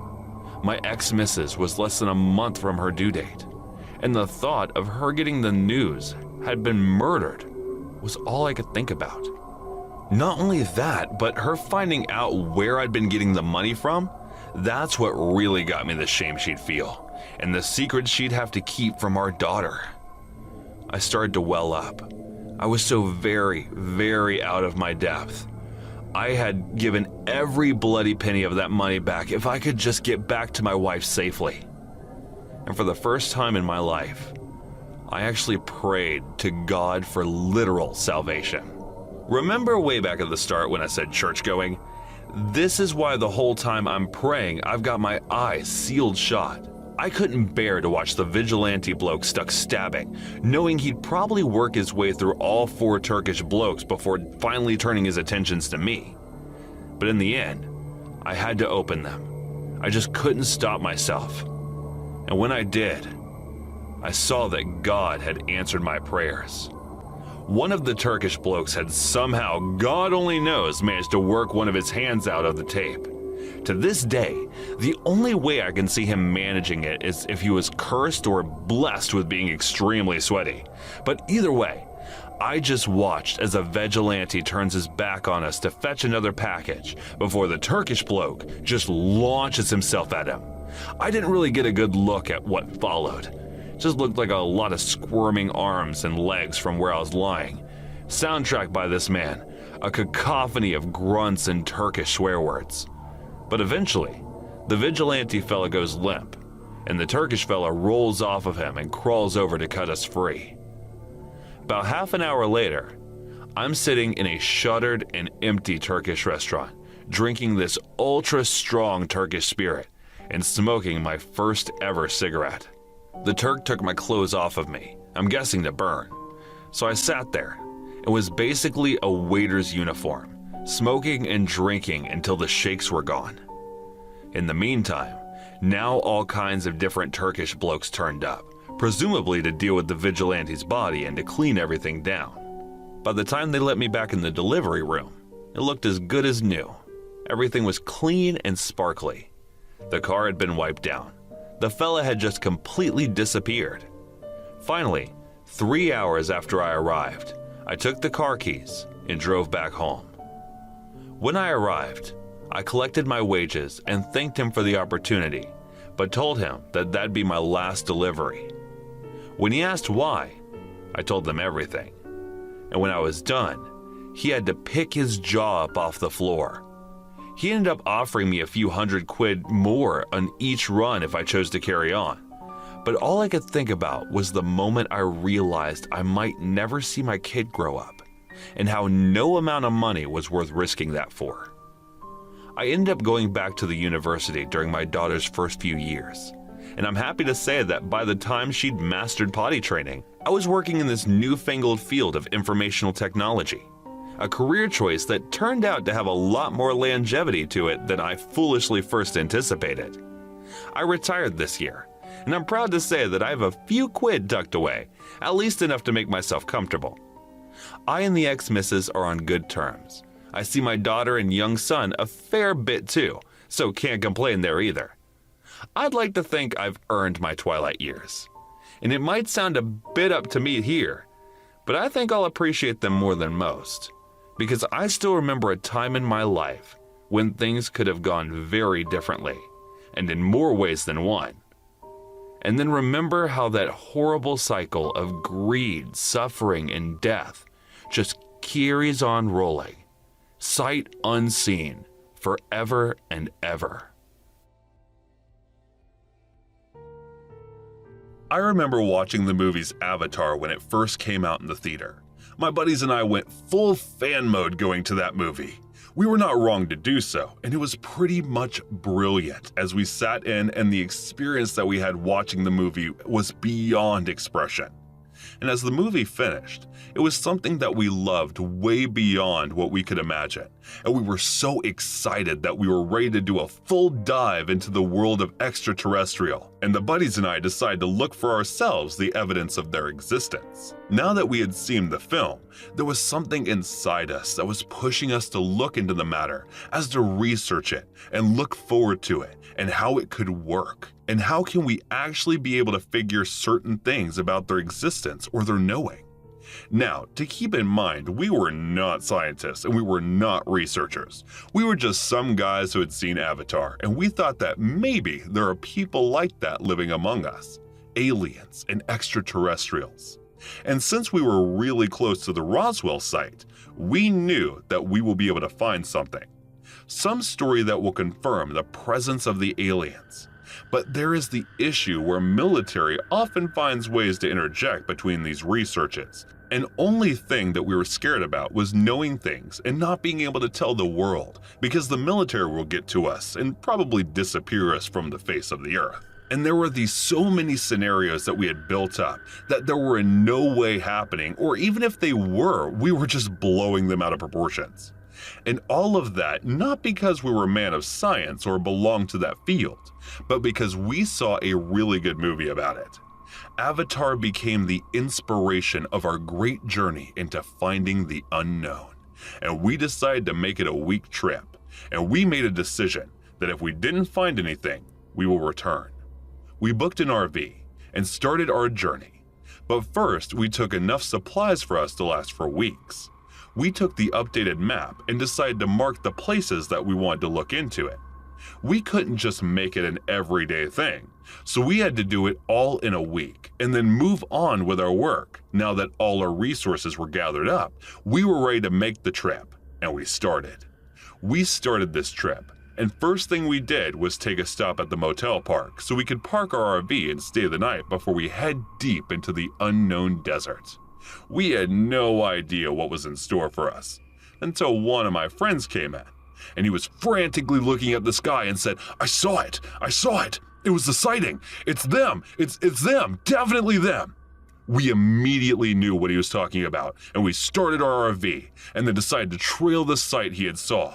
And then, as we were doing that, we realized it was too dark and we were too much deep into the parts where trailing wasn't enough. We were almost going blind into the place that was off maps. The roads were all off grid, and we had to dump the car because there was no road. We had to take the road on foot because we were not ready to get the RV into jeopardy, since the RV was rented and we could possibly not risk losing the security. So we trailed on foot, hoping to see what the trails were like. But then the unexpected happened, and we were not aware of the trouble that we were going into. And then we all, one by one, fell into this hole that we didn't see coming. Each and every one of us fell into that hole one by one, and we thought that it was one of those secret government holes, and we realized that we were slipping into it, and then saw that it was completely abandoned. At the time, we took a relief. We were just relieved that we were not in any mortal danger. And then I saw that the place seemed to be changing and all that stuff was being moved or was in the middle of being moved, when I saw the markings on the door. It wasn't in symbols, and we had no idea what it was. And I was looking towards it and moved in. It got out and then scanned me, and the voice said, "Humans approaching the bay door." And as the computerized voice said that, the door opened. And as the door opened, it led into another gallery, and from the gallery into a balcony. And as we walked towards it, we lost our mind and could not believe what we were seeing. The balcony opened itself to a different world. It was like Earth, but there were forests and rivers, and most importantly, some bases were built in between those, and we could not believe ourselves. It was unreal. And as we walked down the balcony, we saw that there were things like Hyperloop already working at their maximum efficiency there. And we realized, but were too scared to admit the fact that humanity was being helped after all. And the amazement, the real moment of wonder, was seeing these green human-like creatures who were rebuilding this really large wall. And we were just amazed and bewildered by this notion that how can an ecosystem like that exist in such a small place? And there were definitely questions that we wanted to ask. And next thing you know, this alarm went off. New humans detected. And then, just in a couple of hours, there were people, and the aliens, I guess, surrounded us. And as soon as they did, they decided to look at us and ask, "You have two options now. You leave your life and you forever work with us, or we wipe your memory." There was this curiosity that wanted me to go work for them, and even my buddies reconsidered. But our life back home, however miserable they might seem, were worth the hopes. So we chose to get our memories wiped off. As they were doing the flash thing through imaging, I guess it got unnoticed and I sneezed. And when I did, I realized nothing happened to me. And I acted that way my friends did. They had no clue, but I remembered it all. And to this day, I keep this a secret. It all happened when I was babysitting for this family in my town. Their daughters were 6 and 10. I was 16 back then. I ordered the pizza, and we all ate that, and then went on to play video games for the next hour or so, until Mabel, the young daughter, wanted to sleep. Mabel slept, and Violet, who was the older one, discussed the idea of watching Nightmare on Elm Street. Now, I don't know if her parents would have allowed that. I even wondered why they even hired a babysitter, since Violet was pretty responsible herself. But the matter of fact, I agreed to watch the Nightmare at Elm Street. Did not want to look like an uptight dude. So we started watching it, and I brought in popcorn. She was pretty terrified, and we were sharing the blanket on our feet, quietly enjoying the movie. At around midway in the movie, we started hearing rustling noises on the outside. At first, I thought maybe their parents were home, so I told her to switch to The Princess Bride so I don't get scolded for showing a horror flick. As I got, there was nothing. I got back inside and she was on the phone. It was her parents. They said they'd be late. The roads have been blocked and there is a rumor that the power will go shortly. They ordered me to go back and instructed the daughter to shut the doors and sleep. She told me that I just couldn't shake the feeling of leaving both of them alone. So I stayed with them, just to make sure. We stood there talking about things. She was smarter than her age, and she asked me all the questions about school and stuff, and we ended up doing her homework. And the power just went off cold, but we were ready. I told her to go to her sister, and she did. I stood down and locked all the doors and windows. It felt like a storm would build up. I went up and informed her about everything. 3 of us gathered around the TV, so it could be easier in case we had to make a run for things or cover. We got together to talk about things while Mabel slept. It was like one of those slumber parties that we had as a kid, and we chatted a lot, until the room started shaking. It felt like it was an earthquake. I quickly made Rabel and Violet go take a cover and did it myself, I rolled on the flashlight to them and told them to make way for the door outside. Before all the shaking, they made their way to the door and we stepped outside. It was just the three of us and a couple more people since everybody was already out of town due to vacations. And as we stepped outside, we turned on the flashlights. Violet was holding me tightly, and I was carrying Mabel as she closed her eyes. Violet closed her eyes all the time too. And in a few minutes, a stream of lights made the night sky bright. And as it happened, I told Violet to open her eyes. It was beautiful. It seemed like a big flat square disc making its way to the sky. It was flying way closer than most flying vehicles, as an airplane or gliders or helicopters did. I and Violet and Mabel kept looking at it, mesmerized. The sky was all red, and soon, as we were in awe, we were terrified. As it rained fire from the rear of that unidentified object, almost as if it was crashing, I held the girls with all my grip strength, and we ran towards the house and took cover. We huddled together beneath the table, wrapping ourselves with Mabel's blanket. After an hour later, we went outside. The smoke from that flying object withered the whole city invisible, and the redness of its light was still there. Our town looked exactly like that upside down from Stranger Things. This was the memory that Stranger Things brought for me. Mabel and Violet's parents were very grateful, and I did not leave as they arrived at around 8 in the morning. The UFO was a government spacecraft mission that failed and crashed at an abandoned site not far from our town. I shortly moved to New York that next summer. Moving forward to 10 years, I was 26 and out on a date. My date came in and introduced herself. We lived in a small town. It was Violet. She was 20 and was studying at NYU. We started dating, and the first thing we discussed was the night that it all happened. We have been married for 4 years now, and it all came back to us when we binge-watched the Stranger Things, almost as if it had a part of our life somewhere in it.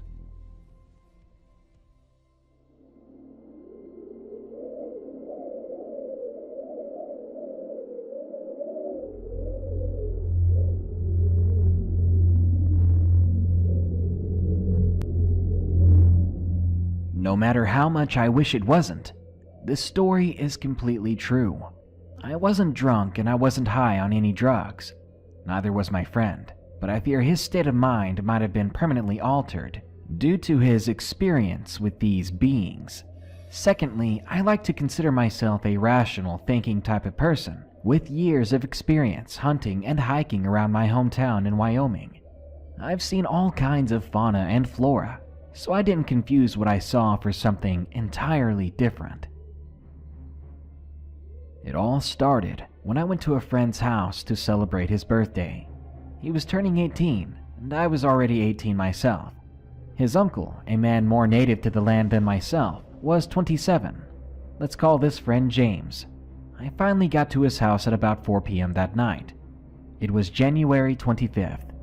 Since he effectively lived in the middle of nowhere and at the foothills of the Rockies, I was keen on bringing something with me in case I ran into some trouble, like a bear or something of the like. So I brought along with me a .357 Magnum and some binoculars in case my friend wanted to try and hunt some coyotes with this .223 rifle. We started doing our normal routine for most of the day, playing games on his computer, watching some TV, and just chilling out and talking about school. His parents were away on a business trip to a nearby town, so they left James and his uncle the house to themselves. The thing that James loved the most in the world was easily his dogs. He had 2 chocolate labs and a golden retriever. The retriever was actually fairly old. This being Wyoming and people not really giving a hoot, the dogs were left out all day. They came and went as they pleased back to his house. Sometime around 8 or 9 p.m., we heard his dogs begin barking at something off in the distance. At this point, the sun was long gone, but the full moon gave an amazing amount of light. I looked through the nearby window in the direction of the dogs barking. Even with the moon shining against the snow, I could not see anything up to the tree line that was nearly a mile away. "There's nothing there," I said. "Are you sure? They don't even bark at deer anymore," James whispered to me. The whole situation was weird. Fast forward an hour, and his dogs have not been heard or seen since the barking started. His uncle was buzzed and watching something on their huge TV. James was beginning to worry that something happened to his dogs. Now, wolves can still be dangerous in the Rockies, and they have no problem taking down a random dog that wanders into the woods. This is the moment where I started to get anxious, partly because he wanted to get his dog back, and partly because wolves sometimes kill sheep or even cows. So if they were desperate, I'm sure they would have no problem with us. Even still, those dogs were his family. So we grabbed our guns and we headed outside. We were armed with heavy clothing, as well as my .357, the binoculars, and his .223 rifle. We braced ourselves and we headed out into the Wyoming winter with temperatures 20 below freezing, going the direction of where we last saw his dogs. The whole time we walked toward the tree line, my veins were being flooded with adrenaline, the same feeling I got every time I hunted. But tonight we definitely weren't hunters. We were about 300 yards away from the tree line when James suddenly stopped. With my eyes trained on the ground and looking for signs of an animal, I almost ran into him. He just stared at the tree line. He kept whispering for me to look at the trees. Slowly, he raised his left index finger towards the foothills of the mountains. As soon as he knew I was looking towards the trees, he readied his rifle and pointed it towards them. I noticed at this point that his breathing was extremely rapid and raspy, like he just witnessed a fatal car crash right in front of him. At that point, I honestly didn't know what he was talking about. I scanned the tree line over and over. I crouched down to sit on the snow. I used the binoculars towards where he pointed. It took me about 30 seconds, but eventually I saw what scared the hell out of him. There was something out there, and it wasn't human, and it wasn't his dogs. Something on 4 legs came out from behind a tree at the edge of the forest. It must have been about 3 feet tall at the shoulder. Of course, at first I assumed it was a wolf, or maybe even a small bear. A few seconds later, several more of these things came out of the woods. I didn't pause to try and count them, but there was at least 6 or 7, and who knows how many more were hiding in the trees still. We watched them slowly walk out of the trees for several minutes. These animals seemed strangely cautious or slow for whatever reason. Maybe they were scared of people. Then they eventually stopped as a howl from a dog or wolf came out from behind us. It was far enough away for us to not worry about it, but close enough for the unknown animals out there to hear the howl as well. I looked back through the binoculars and could almost make out the general texture of these creatures. They were now about 275 yards away. They looked pale and thin. They still appeared to be something like wolves or even large dogs. But my heart began to race when I saw what they did next. These things, whatever they were, picked up their pace fast, reaching speeds of what looked like 15 to 20 miles per hour, judging from how fast they closed their distance to the direction of the howl. And coincidentally, this was almost right at us. After a minute or so, James lost it and tried to get up to run away. I grabbed him and threw him on the ground as he started to run, but this caught the attention of the beasts, and they stopped. James and I, frozen with fear, sat down in the snow, weapons ready. I almost lost it as well when I noticed that the eyes of these things reflected the moonlight. They were orange in color. They didn't really glow like in some stories of cryptids. They were more piercing. We stared at them, and they stared back at us for what seemed like hours until one of these creatures stood up on its back legs. At this moment, all of my knowledge on hunting and animals was meaningless. I knew that some animals could stand up on their back legs, but they could never do it very long. I audibly counted to see how long it stayed like that. 5 seconds, 10, 15. Then James screamed and pointed his .223 to the right. I looked in his direction, and I saw a creature on the left side of the group begin to get up, and it ran away from the pack. Dumbfounded, I turned my attention to the rest of them, and I told James to keep watching the one that ran away. I do a quick count of the ones that remained, the ones that were staring us down. There were only 4. My heart pounded out of my chest. There was no way we could have lost something so large on these plains. They're completely flat and covered in snow. I looked to our left, and then I saw it. It was crouched down and trying not to be seen. I realized how smart these things were, much smarter than I would have ever expected. These things, they were flanking us. I whispered to James my suspicions of what's going on, and he had the same thought. I made up a quick plan in my head, and I relayed it to James, our best course of action. I told him to start backing away slowly, but to always maintain eye contact. As soon as I finished telling him my idea, I do another quick count. Now only 3 pairs of orange eyes. Another one went somewhere. The one that first stood was starting to walk towards us. I helped James up, and I told him to keep an eye on our right side, while I looked to the left. We backed away, but these beasts walked with us, maintaining their distance the whole time. Eventually, we were only about 100 yards from his house before we turned and ran to his front door. We booked it towards his porch lights, no longer caring to be coy about the situation. Foolishly, I stopped 50 feet short of the porch, and I turned around. Maybe it was curiosity. I don't know, but I regretted it the moment I did it. My body seized up the moment I saw it. Those creatures stopped as soon as I made eye contact. With the creatures ever so slightly illuminated by the porch lights, I realized that these things seemed otherworldly. They were tall, probably 6 or 7 feet, and they were insanely thin and lanky, almost like a basketball player. They were so pale, and they stared right back with these intense orange eyes from before. I just looked back, less afraid but more curious, and a few seconds later, James screamed, "What are you doing?" I pulled myself out of the weird trance I found myself in, and I sprinted towards his house. I jumped inside and bolted the door, all while his drunk uncle swore at us for making too much noise. I looked out of the windows with my gun in hand, but I didn't see a thing. Nothing but fresh tracks.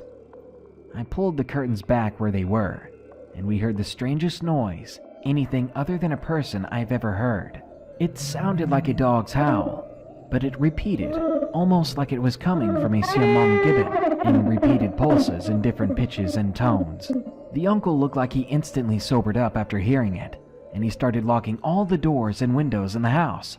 To our surprise, all of James's dogs were back, but they were very frightened and confused, cowering in a corner. We watched through the windows for almost the entire night, until I eventually needed to fall asleep, but we never had any other problems since. Whatever these things were, they were fast, they were smart, and they were nothing I've ever seen before. It looked like some strange dog man straight from tribal legend. I'm not a superstitious type of guy, but I hope it was somehow just a really elaborate dream, even if my friend and his uncle can recall the night too. I was a young child at the time, but I wasn't the only person in my house to have an odd experience. I mentioned this previously on this subreddit when discussing what kind of demon this was, and someone recommended a book, which I bought, but to no avail, as it didn't have any type of spirit or demon matching this disgusting figure. So yeah, I've given up that search. I'm unsure of my age in this, as I was so young. 3 or 4 at a guess. But these memories still stick with my family and I. I have a very vivid memory of looking outside. It was sunny, but the sky soon became a greenish-yellow haze. The best way to explain this color is like the colors of highly radiated areas in Fallout NV and Fallout 3. A sickly baby dookie green. I sat there curious as to why the color had changed, and didn't mind until I felt unsettled, vulnerable and exposed. I ducked below the window and cried until my eldest sister, we call her Anne, came in to ask me what was wrong. I just told her the sky was scary, She sighed, telling me everything was okay before embracing me. Little did I know the odd experience I witnessed was only a splinter of the activity that came from that house. Anne, my mum, my dad, and my brother have very vivid experiences, though only my mum and sister will speak of their events. I'll start with my sisters, as I vaguely remember the incident. We were all in our room that my two sisters and I shared. Being like all kids, we were playing and having minor arguments, when Anne suddenly exclaimed for us all to hide. Confused, I obeyed as a sudden urge to just disappear from the odd tension arose. She later told me that when she looked out the window, she saw a grotesque figure approaching. She could tell there was a negative energy around it, and demanded for us to hide as she feared what would happen if it saw us. As she peered from her hiding place, she saw a large golden frog-like eye covering most of the window. Its odd scaly grey-green flesh oozing. It blinked before looking right at her. She said she just felt dread as it smiled, bearing jagged, rotten teeth, and within seconds it was gone. My mum had had a similar experience as Anne. She was outside gardening while we were all indoors, when she had a sudden urge to look up from the garden to see a bipedal frog-like grotesque creature approaching the house from the backyard. My mother is a pretty religious person, and as the creature approached, she started to pray, louder and louder, as the creature came closer. She finished up the Our Father prayer with a strong Amen, and claimed to witness what she called a large bright hand reach down from the sky and hold the creature at bay. Eventually both vanished into thin air, and after that, she also felt a weight on her chest at night, and would hear strange noises from the master bedroom, as well as weird scratches appearing on us kids. The house was unsettling. Now around this time, my stepbrother, we'll call him Arthur, had passed away in a car accident. Arthur was a troubled teen, suffering a lot of abuse from my dad's disturbed ex-wife. He crashed into a tree across from a farm, and the farmer claimed he heard the crash at about 1 a.m. and figured he would check in the morning. At 6 a.m. he saw the accident, ran over only to head back inside to call 911. Arthur was still warm, and it was assumed he'd died maybe 30 minutes before the farmer had decided to check. This wasn't the weird part, though. During this time, a priest that my family was good friends with was visited by Arthur at about 3 a.m. that morning. Arthur woke him up and sat down in a chair in his bedroom, to where he confessed his sins and told the priest things about the home that he would have no idea about, like the back door being tampered with while Arthur was kicked out of the house only 3 days prior to the accident. Arthur was trying to break in to hurt my brother, but couldn't get in, and my mum and dad knew what happened right away and fixed the door.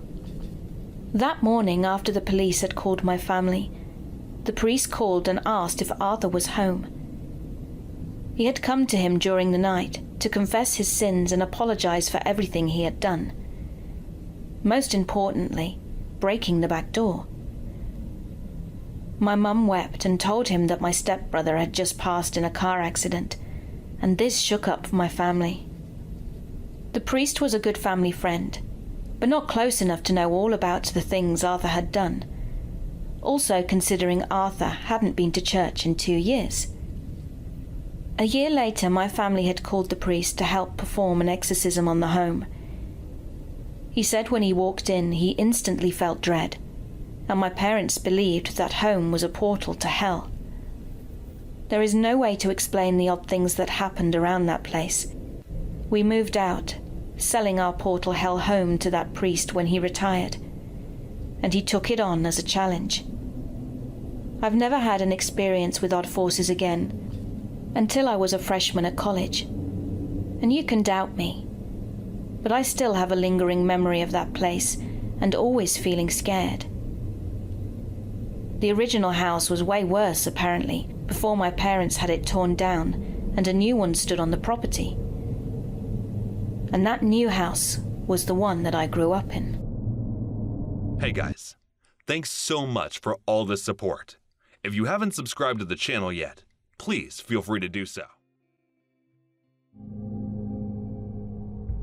This was a few years ago, just after I'd left college. I'd been working at Walmart for a while before moving to the customer service counter. My first holiday season was almost my last. After experiencing the post-Christmas returns period, I'd threatened to quit if my boss didn't move me out. Thankfully, she relented and I was given my own department. That's where I would stay until the next year's returns rush. I was doing my regular thing in electronics when my boss came to me for a favor. One of the girls scheduled to work customer service had just quit on the spot. She couldn't spare anyone else, and she knew I'd worked there before. I told her no before she could even finish, but she continued to beg.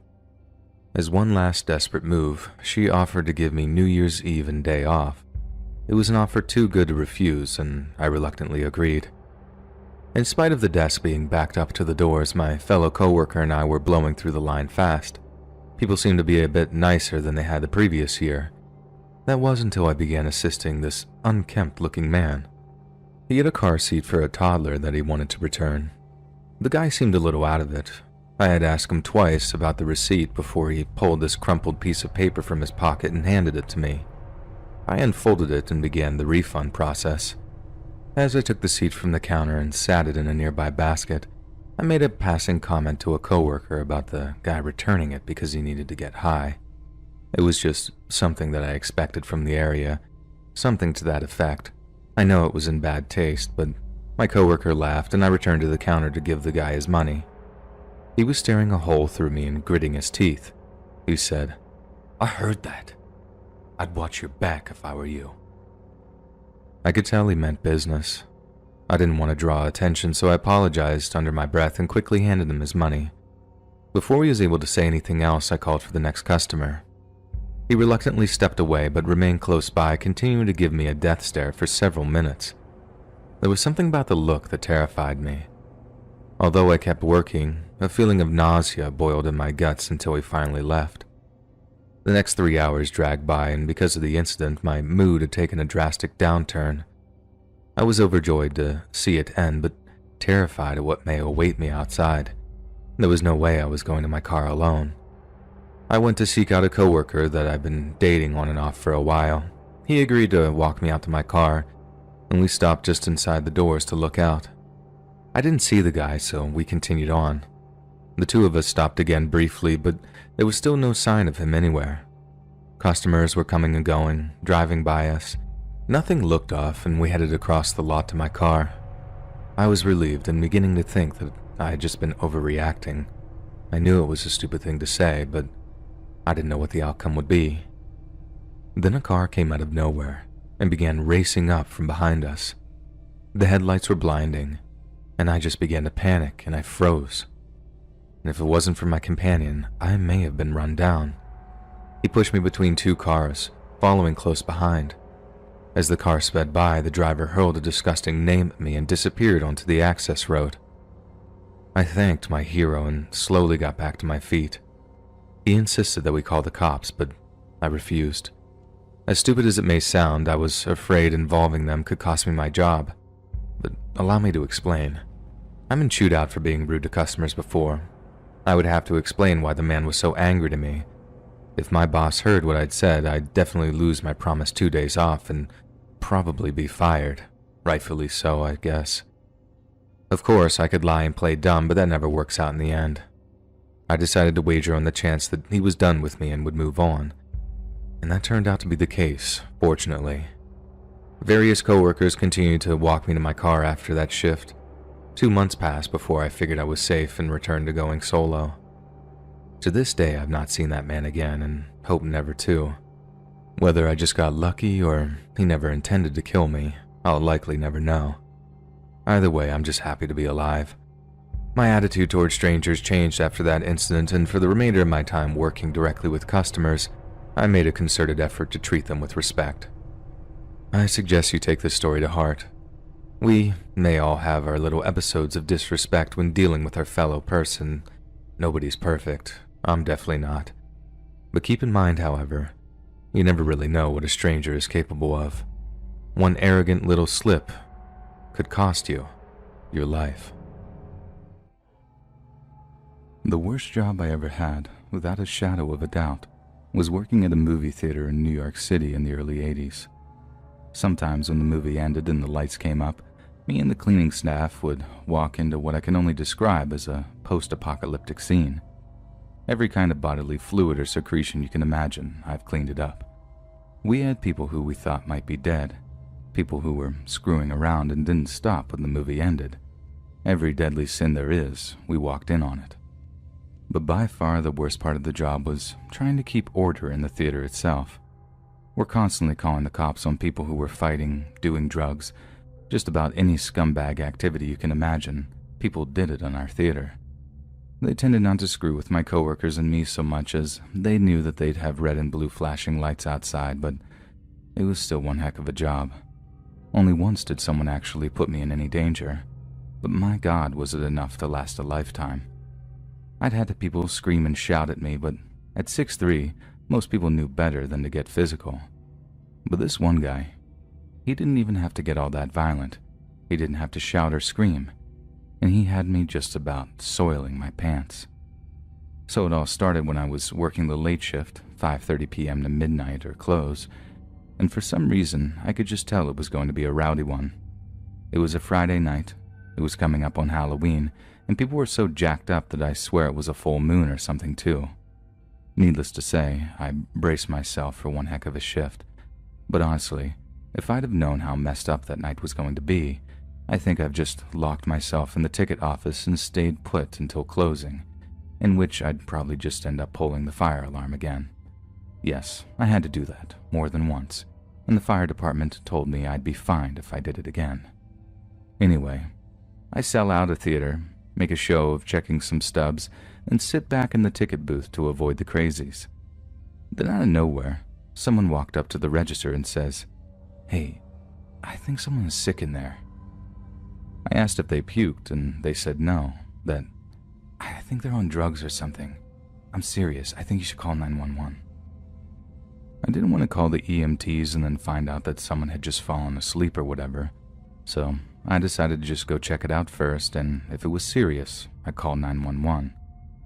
I follow the girl into the dark theater, and she points out who she's talking about.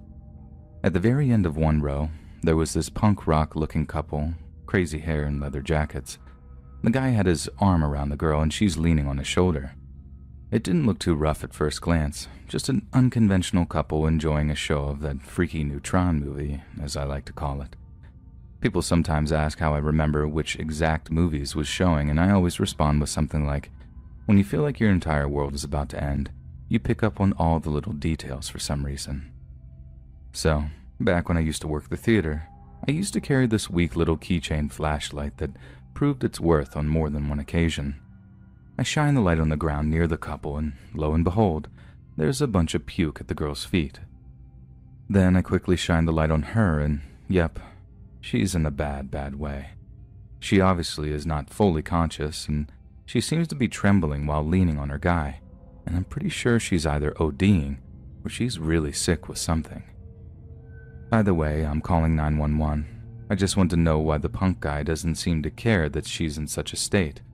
So putting on my most polite, yes sir, no sir, service voice, I lean in and ask the guy if he or his lady friend require any medical assistance. At first the guy just gives me the finger and tells me to get lost. Normally I just back off, no crummy job was worth getting punched in the face over. But this one solitary occasion I just couldn't walk away. You see, this dude was much older than the girl, maybe in his late 30s, early 40s, and she looked like she was no older than a high school junior. It just seemed like predatory, you know? Plus, she legit looked like she was ODing. This is going to sound harsh, but I don't really care if some hardcore junkie scumbag dies, but some younger person, some girl, who could have easily gotten a second chance in life. Nah, it wasn't going to happen on my time. But as they say, no good deed goes unpunished. I ended up making the nearly deadly mistake of reaching out and tapping this dude on the shoulder. I didn't tap him hard, it wasn't aggressive, nothing like that. It was just to let him know, I'm not messing around here. The girl needs medical attention, and I'm gonna call 911, so stash whatever you got on you because this girl's life is more important than your high, you know what I mean? But no sooner had I touched this guy, no sooner had I laid a finger on him, he grabs my wrist. I mean, the speed on this guy, heroin's supposed to make you slow or whatever, but that was nonsense. This guy's hit must have been working on him because he was like a freaking mousetrap. I touch him and whap.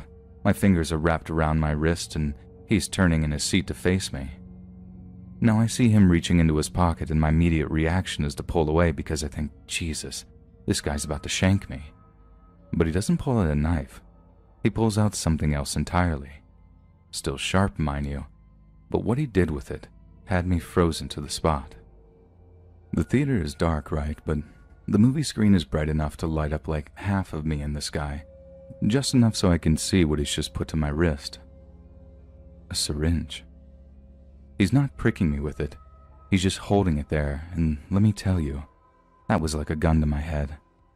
People reading this in 2019 might think that a needle is real bad, and obviously, yeah, it is. But this is 1982, all right? AIDS had literally just come out of nowhere. This country was scared. Not like COVID scared, buying all the toilet paper and stuff. People wouldn't use bathrooms after each other. Everyone's love life just disappeared overnight. This didn't go on forever, and people found out how to prevent the spread, but you didn't need no comorbidities for HIV to mess you up. And for a while, people just didn't know how it spread or with who. These days, they got all kinds of drugs that can manage HIV and AIDS or whatever. Magic Johnson is still going strong. I'd never have bet money on that back in the day, let me tell you. But back then, AIDS was like a death sentence, man. And not only did that guy threaten to poke me with a needle, what he said had me just about wetting my pants. Listen to me, he says. I got the bug. She got the bug too. And unless you want the bug as well, get away from us, right now. I didn't say a word as he let go of me. I just turned around and walked out of the theater. Yeah, I called 911 like right away, cops and EMTs. All the while, I locked myself in the ticket booth and told my coworkers to stay clear of the cops when they arrived. The cops turned up with rubber gloves on, like surgical gloves, and just walked the guy out of the movie theater at gunpoint. I don't think they even touched the guy until he was at the car and they put the cuffs on him. That was a scary time to be alive, man, let me tell you. And that was a scary time for me, too, obviously. But the people I feel really sorry for are the people who have to live with that godforsaken disease before science worked out how to fight it or whatever. That ain't no way to live, and it sure does make me feel lucky that I have my health. When you think LinkedIn, it's probably the last place you expect guys to be sending creepy DMs to girls. But sadly, and sometimes scarily, it happens with alarming frequency. It's a problem that me and many other girls have experienced while using the platform. So for a couple of years, me and a group of like-minded people have been campaigning for social media platforms to improve their privacy systems, including blocking and reporting methods to ensure the safety of women and girls online. But all my campaigning has been promoted by a very close call of my own. I work in photography. It's been my passion ever since I was a little girl, and I managed to get my hands on my mom and dad's old Polaroid camera. The digital revolution only made it even easier for me to practice my vocation, and by the time you get to the Galaxy S21 Ultra, mine's charging on my desk next to me, you can do almost everything a professional photographer can do with a device that can fit into your pocket. But there's something very authentic and gratifying about the old-school darkroom processes, and it feels like you're birthing something special instead of just capturing a passing image. And although it's more expensive, I pride myself on offering my clients a choice of both. And a great way of me meeting new clients and potential employers is LinkedIn. It's honestly a great app, and I really do recommend it, but like I said, its user base contains just as many creeps as every other kind of social media. It might be a comment about what you're wearing in your profile picture, or asking, would you relocate for the right role or the right man, winky face. Or in my case, it might be considerably more insidious and dangerous. Because one day I get a connect from a seemingly normal guy asking me if I'm interested in doing a photo shoot for him.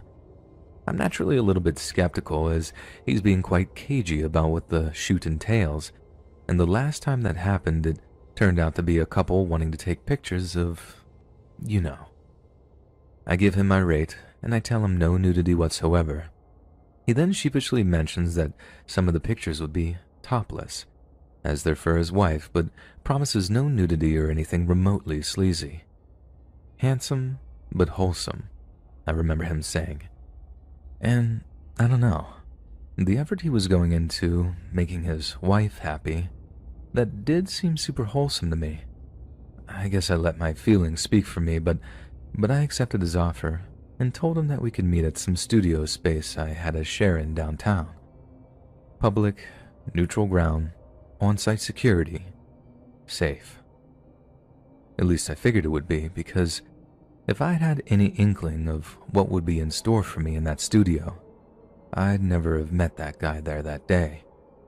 So, on the day in question, I met the guy at the studio space I mentioned. He looked kind of nerdy, curly brown hair, glasses, looking rather unassuming in his poorly fitted navy blue suit.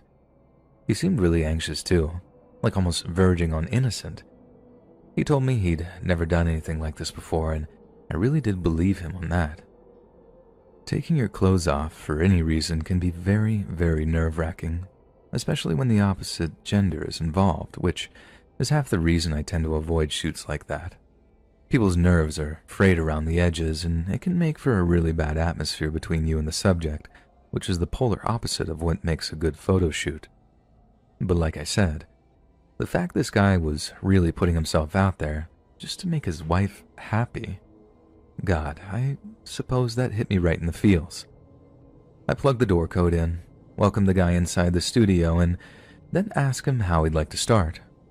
For example, if he might like a few professional-looking shots since he appeared to be in his work clothes. He says sure, and I try my usual technique of just chatting with the subjects while I'm shooting. This tends to make them feel at ease, and if you can coax a natural smile out of them and capture that on film, pure gold. They'll buy that shot every single time without fail. The shoot is going rather well. I'm getting absolutely no bad vibes off the guy, so I initiate a conversation about his wife that'll hopefully lead into some topless shots. At this point, I should really add that it was pure altruism that had me gunning for shirtless pictures, as I'm entitled to charge a premium for such shots, and the guy had agreed to that. If he turned out to be a creep, I could just avoid those kind of shots entirely, but since he'd yet to start acting weird, well, go figure. At first, the way he was talking about her was as sweet as I could imagine it would be. He was talking about how there was no one else in the world for him, that he'd known her for years before he'd finally decided to pluck up the courage to ask her out. He said she was everything to him, the first thing he thought about in the morning and the last thing he thought about at night. The only thing was, he didn't feel like he was man enough for her. He didn't feel like he projected the kind of masculinity she needed to stay interested in him. He'd said he'd been working out, watching his diet. He wanted her to find him sexy, not just cute, as he put it. And weirdly enough, I knew exactly what he was talking about, as it's something I feel like I've struggled with throughout my dating years. Sometimes you don't want to be mousy or adorable. You want to feel hot. You want people to burn for you. And with that in mind, I invited my subject to take his shirt off. The first thing I noticed was how true to his word he was about working out. I was shocked, but not entirely surprised. I mean, he had told me. But the thing that made me gasp was how his upper arms and torso were almost completely covered in tattoos, many of which looked like he'd done them himself. There was a handful of crudely inked pictograms depicting religious iconography from a variety of different Christian sects. But most of the tattoos were just short verses with markings underneath, and it was only when I looked through the lens of my camera that I realized that they were Bible verses.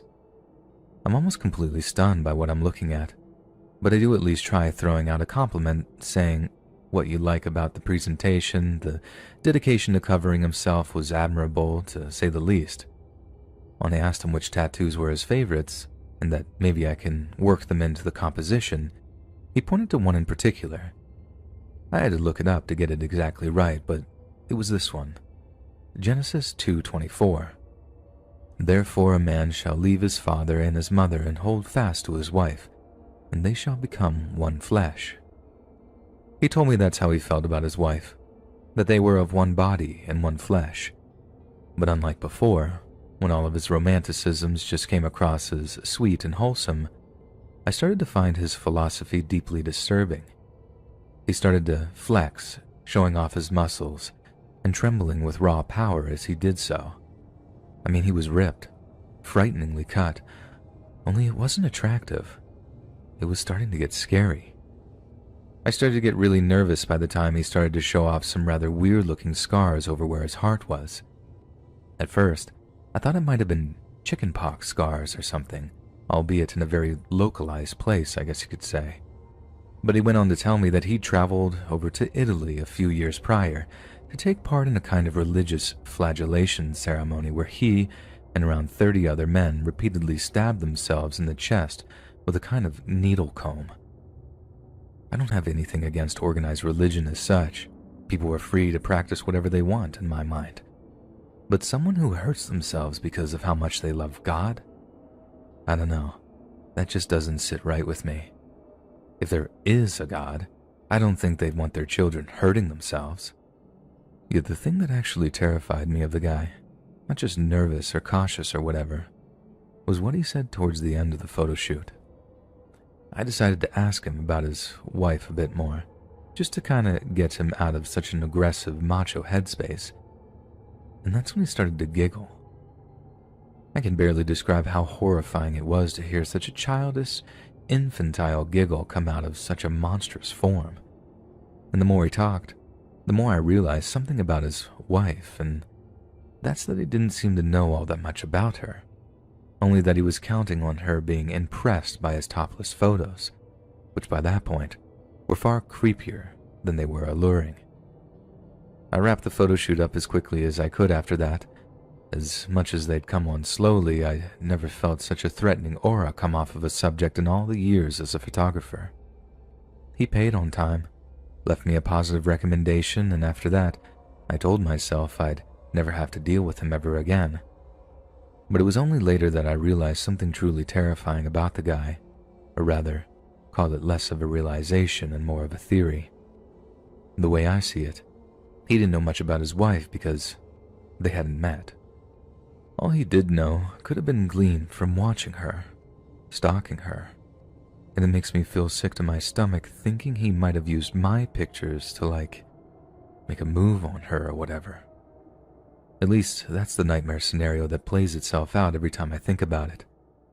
I just pray that, or maybe in this case, pray would be the wrong word to use.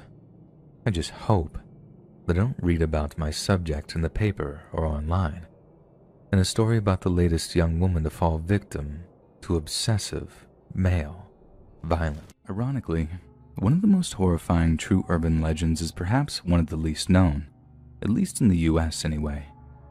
Because up in Toronto, Canada, almost everyone has heard the story of the Leaping Lawyer. According to the story, one well-to-do lawyer was overly keen on showing off all the features of his extravagant office space. Set into a huge glass skyscraper, the firm who made the huge plate glass windows of the office boasts that their windows were unbreakable, and that it would take a shot from an artillery gun to successfully shatter them. Apparently, this well-to-do lawyer was a fan of proving them right, and had a rather terrifying office party trick that he often used to wow his guests. Right when the party was in full swing, he would take a running jump at the plate glass windows after announcing, "Goodbye, cruel world." Those in attendance would scream in horror as the lawyer leapt towards the window, only to be met with his hysterical laughter when he harmlessly bounced off the toughened, polished glass. Over and over, the lawyer repeated his death-defying stunt, until one day, the unthinkable happened, and the unbreakable broke. The lawyer reeled up, ran at the glass, thrilled by the accompanying screams of the uninitiated. But as his large, speeding body came in contact with the glass, it shattered, Instead of turning around to laugh at those who had fallen for the prank, the lawyer was only met with the sound of his own screams as he plummeted 20 stories down to his death. It's an urban legend that has everything. The impossible is possible. The arrogant are punished. And it's about as theatrical as urban legends get. Yet perhaps the real horror only comes when we learn that the entire story is completely and utterly true. After completing an engineering degree before attending law school, Gary Hoy took a job practicing corporate and securities law in the eastern Canadian city of Toronto. He worked for a firm known as Holden Day Wilson, a law firm located on the 24th floor of the Toronto Dominion Centre. Then on July 9th, 1993, Hoy happened to notice someone giving a tour of the office to a group of articling students from a nearby university. Like he had done many times before, he attempted to demonstrate the strength of the structure's window glass by slamming himself into a window. So, in order to give the students a good fright, Hoy took his usual run-up and slammed into the plate glass. This is where the urban legend differs from the true story, as it turns out the glass was indeed unbreakable and remained unshattered even on the day of Hoy's death. Instead, some rusty old screws, tired of Hoy's continual abuses, simply dislodged and allowed the window pane to slip out of place. Right there, in front of the completely unsuspecting students, Gary Hoy screamed as he slipped through the gap in the floor and the window, plummeting 24 stories to his death. The building's structural engineer Bob Greer was contacted by the Toronto Star for comment. When he learned of Hoy's folly, he was quoted as saying, "I don't know of a single building code in the entire world that would allow a 160-pound man to run up against a window like that. He must have been out of his freaking mind." In another interview, the glass company who made the panes was quick to state that the windows didn't actually break. "We just want to make that clear. It popped out of its frame. That's what caused Mr. Hoy to fall. Shoddy workmanship, not our product." Holden Day Wilson never recovered from Hoy's death, and it was definitely one of the factors that contributed to the firm's eventual closure less than 3 years later. At the time, it was the largest law firm closure in Canadian history, but national newspapers seemed to forget that Hoy's death even occurred. The firm's closure was blamed on mismanagement and financial discrepancies, and the fact that Gary's ghost had haunted all those that had witnessed his death was totally ignored. Maybe that's because the story became so frequently mentioned in fictional media, referenced so heavily on TV and in film, that people just assured it was the fabrication of some overly imaginative writer. And we can understand why. The tale is truly a horrifying one, something we'd rather tell ourselves didn't happen, rather than facing the bone-chilling truth that a man really did end up taking his own life, all because of a dumb prank. 10 years ago, I was in the Army, stationed at Fort Benning in Georgia. In Georgia, there can be a load of completely random thunderstorms in the summer. They really do just come out of nowhere. The sky can be blue and sunny with barely a single cloud in the sky, and then 20 minutes later, you would think you're in the worst storm of your life. When these storms approach, the base would issue lightning warnings. They would blow their air sirens, and all personnel on the base were supposed to get inside for safety. We were out in the field doing some pre-deployment tasks, and were heading in to get cover. As we were in the middle of doing that, a soldier about 50 meters away all of a sudden got struck by lightning. It was hands down one of the most disturbing things I'd ever seen. To watch a man, a human being, just get slaughtered by something no one had control over within milliseconds. He had a family too, and he was a good dad and husband, which just made it even worse. After the fact, I wasn't aware the effects of getting struck by lightning could vary. Many people actually survive with some degrees of burns and scars. Not him. He was completely turned inside out and unrecognizable. Even though we knew who he was, obviously they still had to identify the body via dental records. That's just how torn apart he was. Speaking of spontaneity, people also need to be more concerned with lake trips and vacations. It's not as wonderful as commercials and advertisements make them out to be.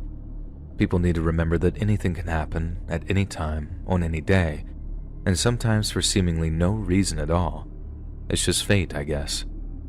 For example, I used to work at this park with a lake as a main attraction. One day it was really peaceful out in the lake. The park wasn't packed, which was surprising. And then boom, all of a sudden, a dude drowned after falling out of his paddle boat. The death itself was already horrible, but what made it even more morbid was that he was there with a school group for their last summer vacation, along with his family too. So I experienced not only a dead body, but also ended up seeing young children coming to grips with human death for the first time. One of the friends of the deceased tried to fight with the park rangers because he thought they didn't try hard enough. To be fair, they tried the best they could, and the friend had to be dragged away by police. Another girl had told the deceased to wear a life jacket, which he didn't, and ended up blaming herself for not pressing the issue hard enough. One of the guys who ran the boat's rental heroically dove into the lake to pull up a girl who was also without a life jacket that was in the boat with the deceased when they fell, and he no doubt saved her life. When the family of the deceased finally saw the confirmation of the body, they almost immediately began wailing and howling in remorse, forming a tight circle to provide some measure of support. A crowd had gathered to watch the police fish the poor guy out of the lake, then a fight broke out because someone was smoking and another took offense. There really isn't an end to the story. They took his body out of the lake and then everyone reacted in whatever ways their brain enforced. Anger, dread, and grief, when it was supposed to be simply some kid's classroom's last day of school before their big summer break. I come from a remote island called Rendova, located in the Solomon Islands, and have since moved overseas, hence access to the internet. Across from our island is another island called Tetepare.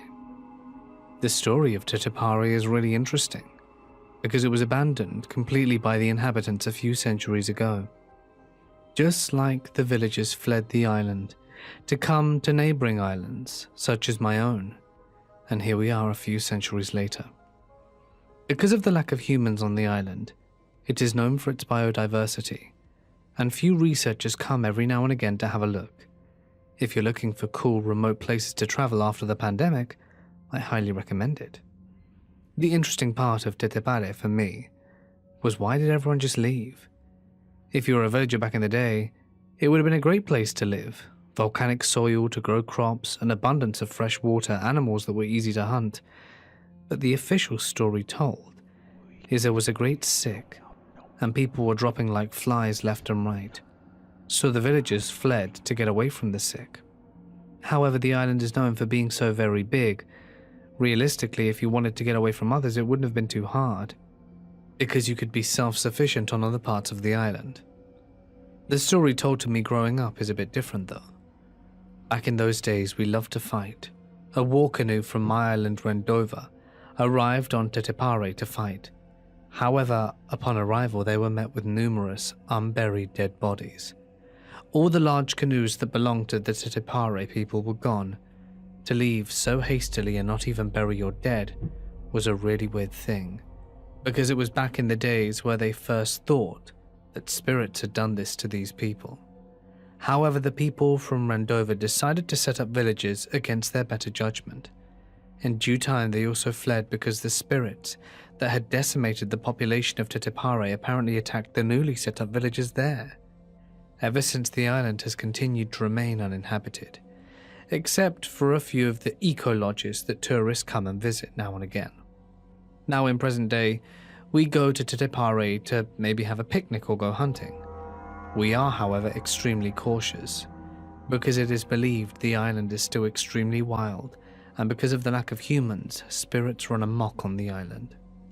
I have some weird stories about going hunting there too, and I think it's time to tell you them. The island is said to be wild because no churches have been built on it yet. For this reason, it is alleged that spirits still roam free. Ever since I was small, we went hunting on Tetepare. They have an issue with wild boars destroying their natural habitat, so hunting is encouraged, and as a result of chasing boars around the island, I have a pretty good knowledge of knowing where things are. A few years ago when I was younger, while we were hunting, we decided to go visit our other relatives at the Eco Lodge. Recommend visiting if you want a unique experience.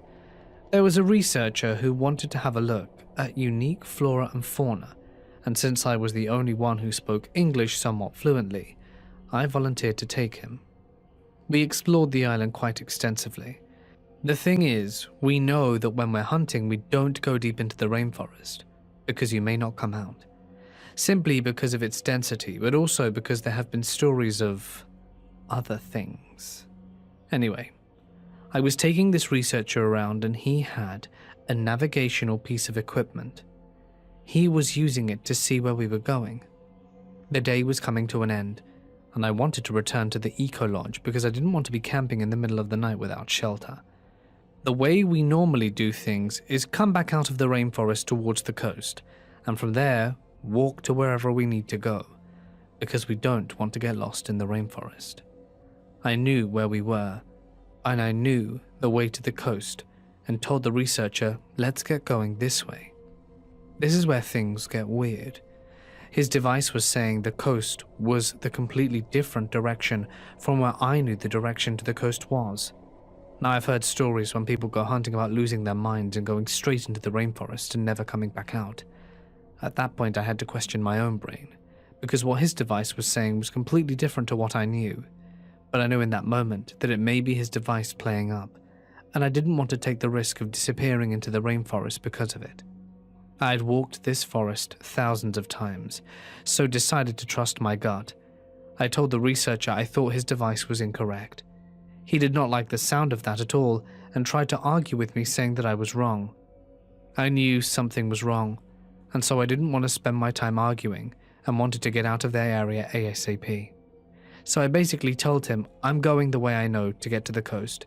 You can follow your device if you want, but I'm not following you because you're wrong. We may die. Long story short, I followed the direction I knew and lo and behold we made it to the coast. Thing is, if we'd have followed his device, we would have ended up in the densest part of the island where people are known to have gone missing. When we made it back to the Eco Lodge, he apologized and checked his device to see if it was broken. But lo and behold, turns out it was working perfectly again.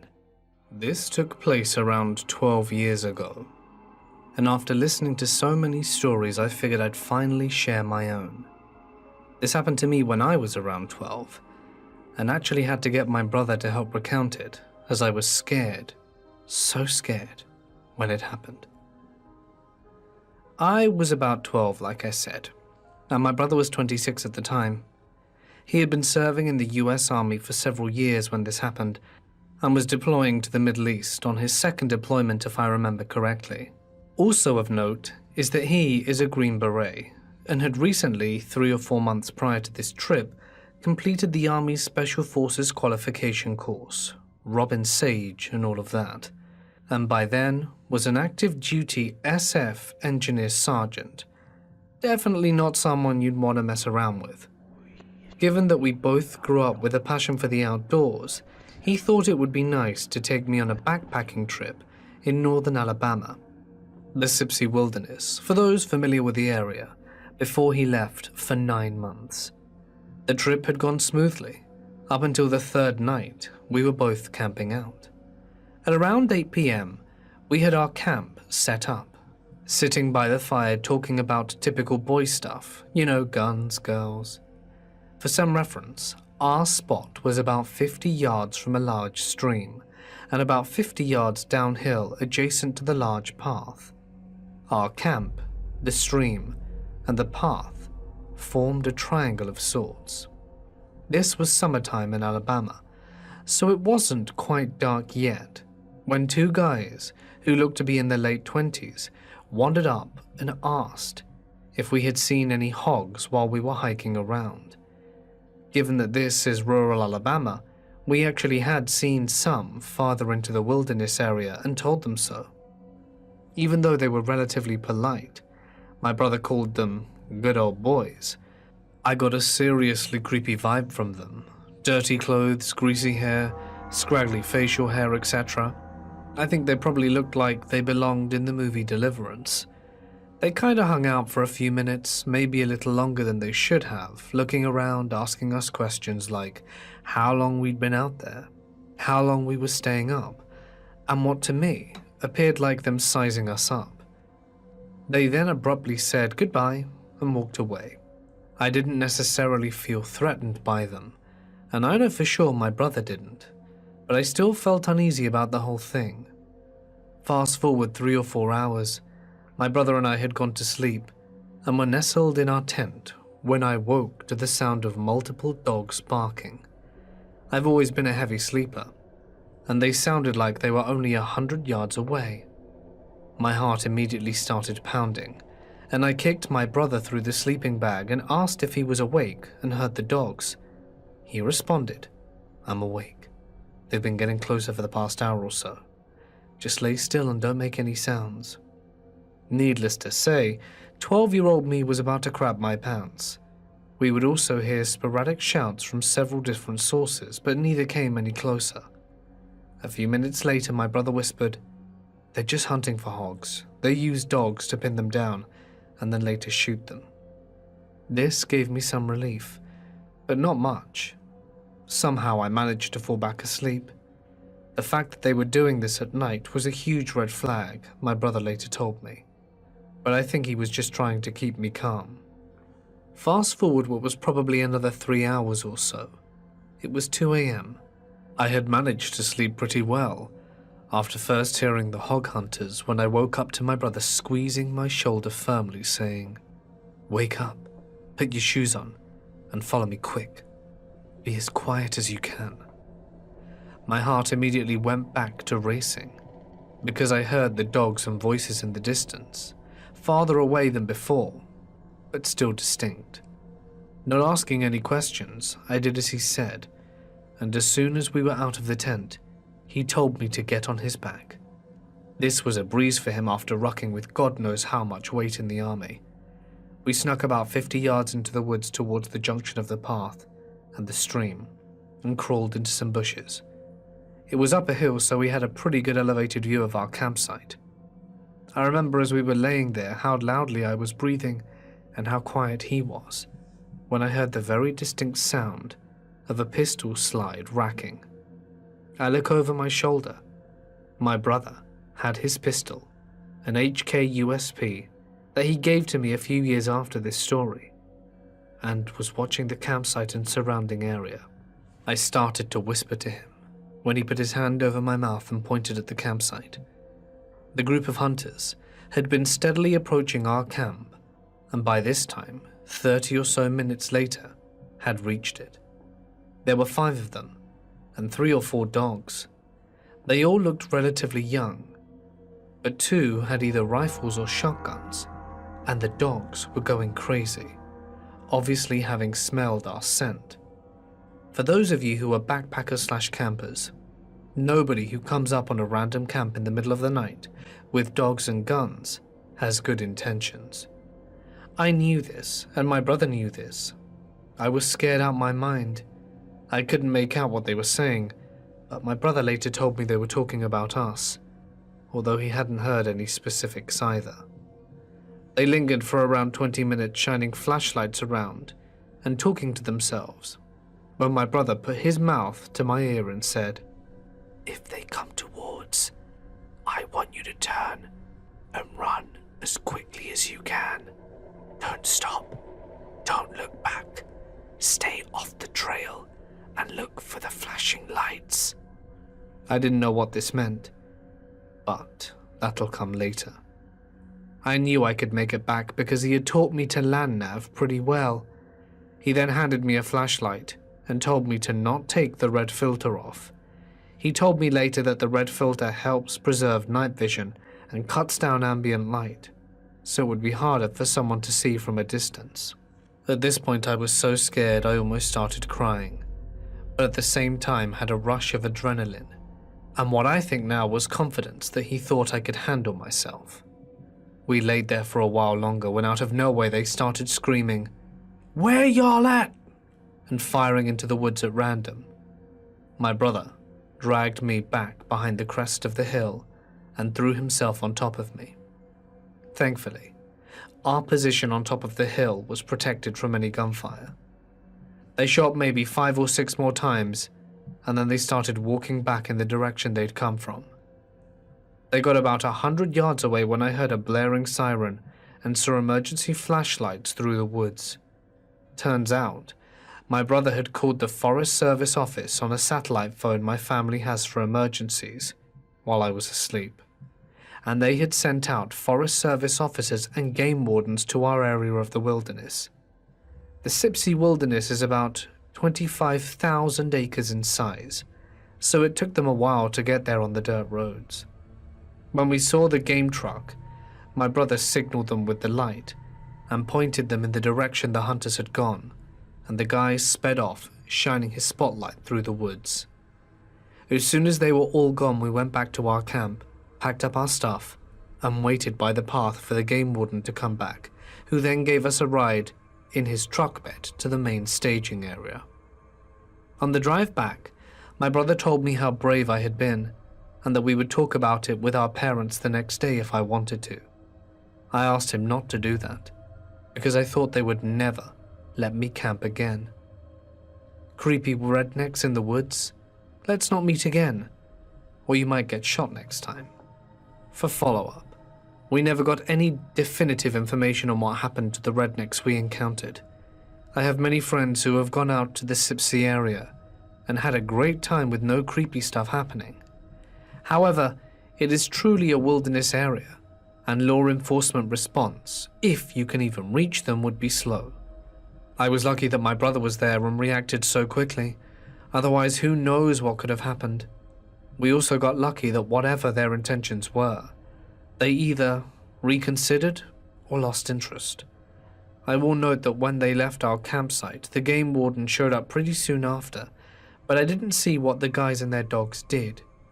If I remember correctly, they headed in a direction parallel to the stream, away from the trail, inaccessible to any kind of vehicle. Maybe the warden continued on and took another trail to try and cut them off. We waited around a half hour for him to come back, and he said there were other officers on the lookout. There are only so many paths that you could take a truck or quad bike down, so any thorough search effort would have to have been done on foot.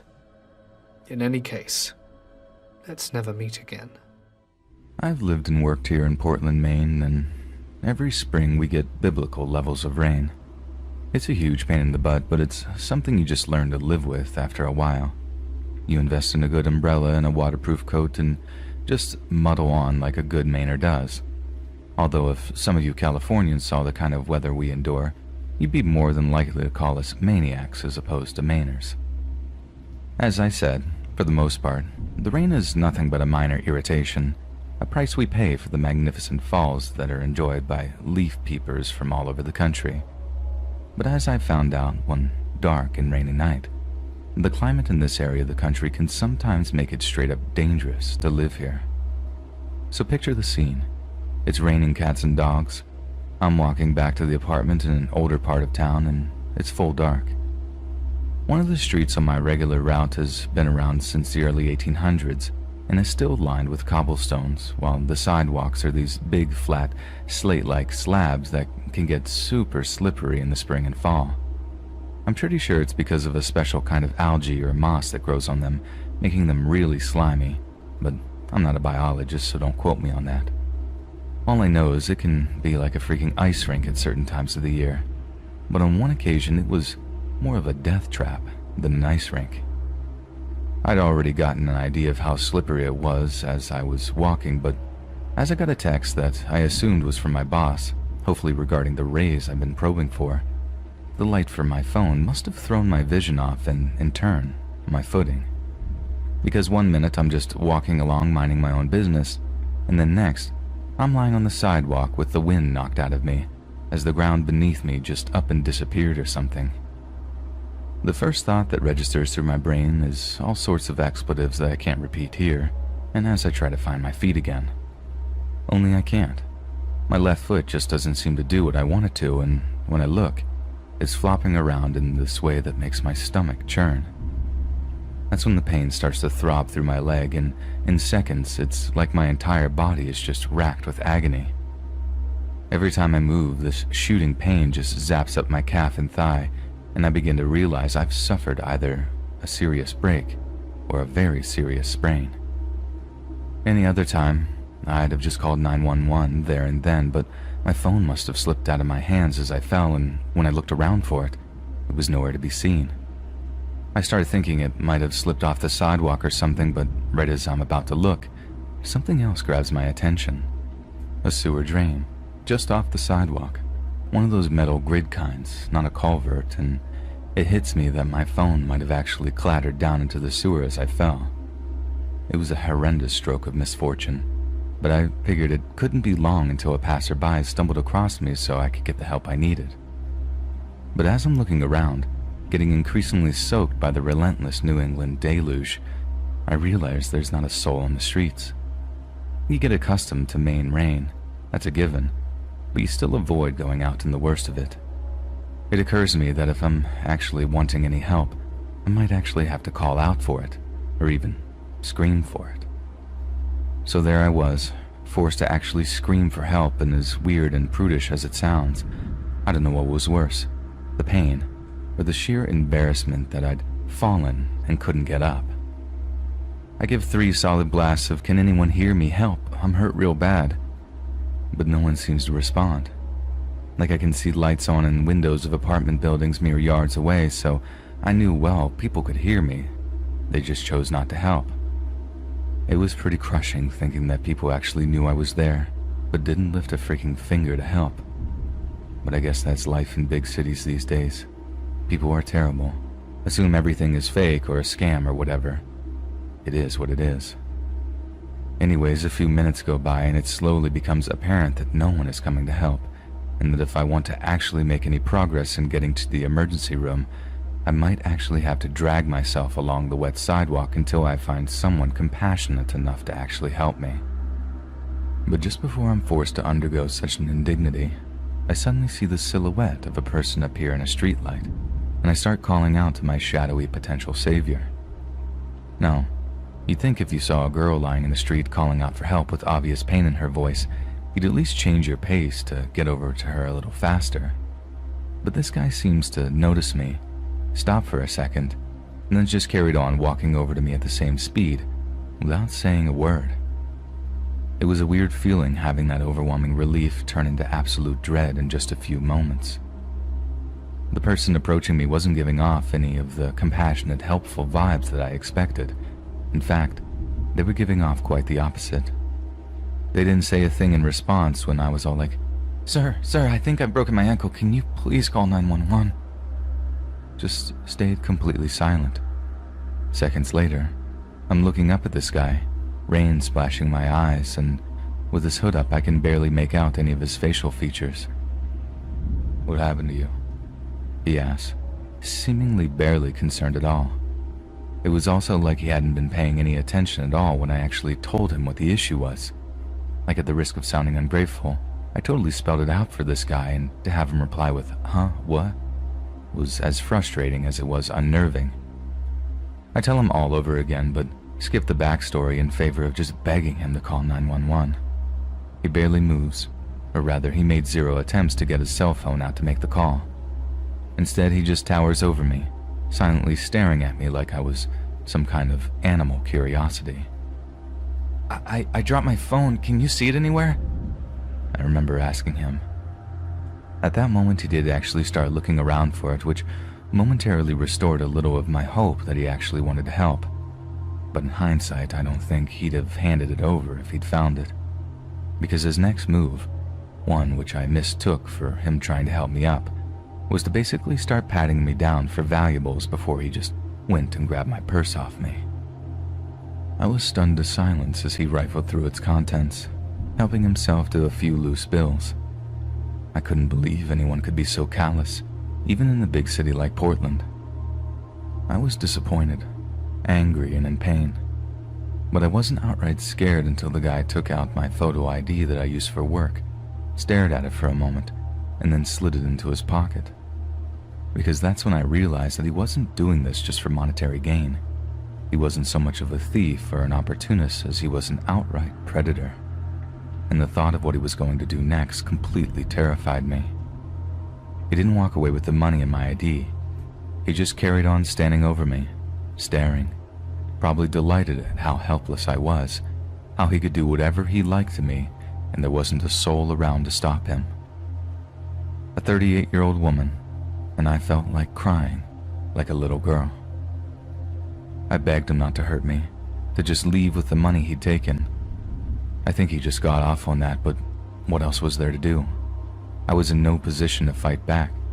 Best I could hope for was to hit him with my keys if he tried to, take things further. Then right as I'm reaching for them, lying there, discarded on the sidewalk, I hear one of the sweetest sounds I'd ever heard in my life. Excuse me, is everything all right? It was a guy's voice. Polite, but aggressive, accusatory. Someone had finally emerged from one of the nearby apartment buildings, and at that, the hooded guy starts walking off, just as chill as ever. Hey, I'm talking to you. The guy says before looking back at me, then calling back inside for, I'm guessing, his wife and someone to call the cops. He then rushes out to ask if I'm okay, which triggers the biggest wave of ugly crying as I just point to my messed up ankle in between shakes of my head. Cut to a few hours later, I'm laid up in the hospital with a broken ankle, high as a kite on the best stuff the Blue Cross can buy.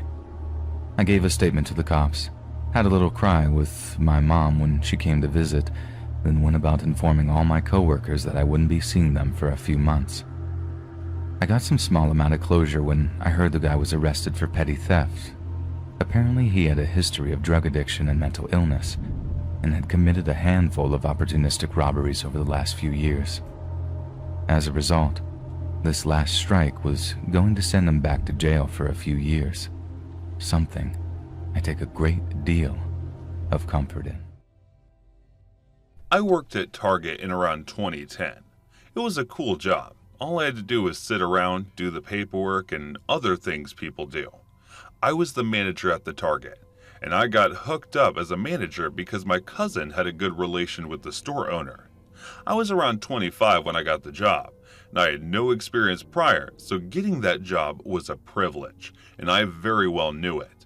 So I was one of those managers who worked too much, even though there was less physical work to do, but I was knee-deep in all the paperwork. The thing with Target is that it is a big store, and the thing with big stores is that it comes with a large number of annoying people. Target is a big store, and a day don't go by that there's not some lady or middle-aged man flipping out over the products.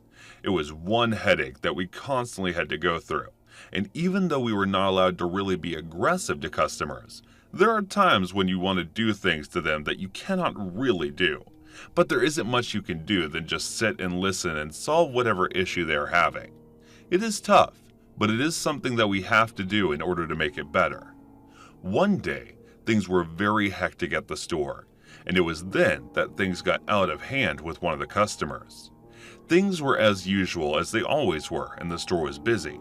The chaos was being managed just fine, and when we thought things cannot be weirder, they did, spiraling into a chaotic shitfest when suddenly an angry customer wanted a refund.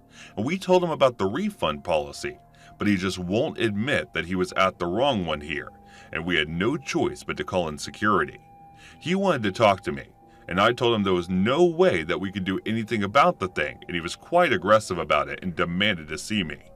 I got out, and then he told me, "You better give me my refund or it's going to be really bad for you. I will make sure you shit bricks for the rest of your lives."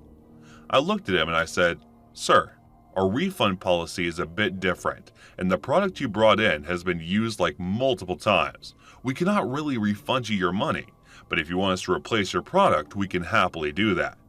And the man looked furious and said, "I want my money, dumb bitch." And I told him that it cannot possibly be done.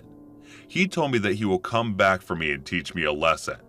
Now, it wasn't the first time that I was being told that my life is in danger, but then it wasn't the first time that someone said that they will kill me. But this time, the man was bigger than anyone I have seen, and his eyes were red as the sky during sunset. He was accompanied out of the store by the police. I wasn't really scared by the man. More like this time it felt like it was more real than before. And this time, it felt like the warnings were somehow real. As the police accompanied him away from the store, I could see his red eyes filled with anger and hate looking right at me, as if he wants to kill me. I called in the inspector in the evening asking whether the man was released from the prison, and the policeman said, "We had nothing against him. He did not really commit a crime, he was just being an asshole. We don't really put people in jail if they are assholes." I said, "He wanted to kill me. I think you should have kept him in the prison." The policeman replied with a chuckle. He was probably coked out of his mind. He probably doesn't remember you, and secondly, if he does, don't worry. We will arrest him before he kills you. Now, the way he talked all sarcastic and wise-ass, I didn't think that the police will be much help when the guy comes in and tries to kill me in the store. I was slowly getting paranoid by all of it.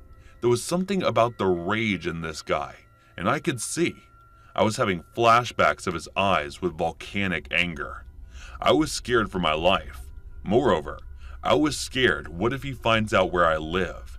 It will be so much easier for him to just come in and strangle me while I was vulnerable. I wasn't sure about this guy, and he was easily in my head this time completely. I made sure that I'm not being followed. The first thing I did was buy a taser.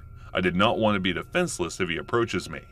I wasn't the one to be fooled around with. I was thinking of buying a gun before, but that would be too irrational of a response. Now that I think of it, every response that I had was irresponsible. I remember having nightmare about the guy confronting me in the parking and killing me. It's like never before. It was the Monday morning, and all my weekend had been spent thinking about what if the man confronts me? What will I do, and how will I defend myself? So I was a bit cranky and anxious the Monday morning into work. I stepped out of my car where it was parked and went about my day. The day went calm and easy, and there was no angry man spotted, and surprisingly, the Monday went by easy. There was no confrontation this Monday, and things went smooth, so I was a bit relaxed, and there was no sign of that big man anywhere. And then, as I was moving to the parking lot as the day was ending, and I was getting back after closing in the shop and getting done with all the accounts and paperwork, I saw the light flickering the parking, and it was just me and the other car in the parking lot. I did not know who it was. I looked at it, and I was a bit nervous, and there was this eerie feeling that I had that something wrong is about to happen. And then I slowly approached my bag and took the taser in my hand.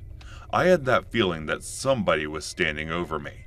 I looked back, and I saw the same old man standing tall right behind me, and before he can do or say anything, I reacted with the fight or flight reaction, but instead of running, I stood my ground and I tased him, and as I tased him, he fell, and as he was getting down, I could see the flowers dropping out of his hands, and I was realizing that I had acted too fast. I saw the man picking up, trying to get back to his senses, and then looked at me and said, "Well, fair enough, I guess we are even. I'm sorry for my behavior earlier. I apologize." And then handed me the flower and told me to give it to the staff. And I asked him if he's alright and apologized for tasing him.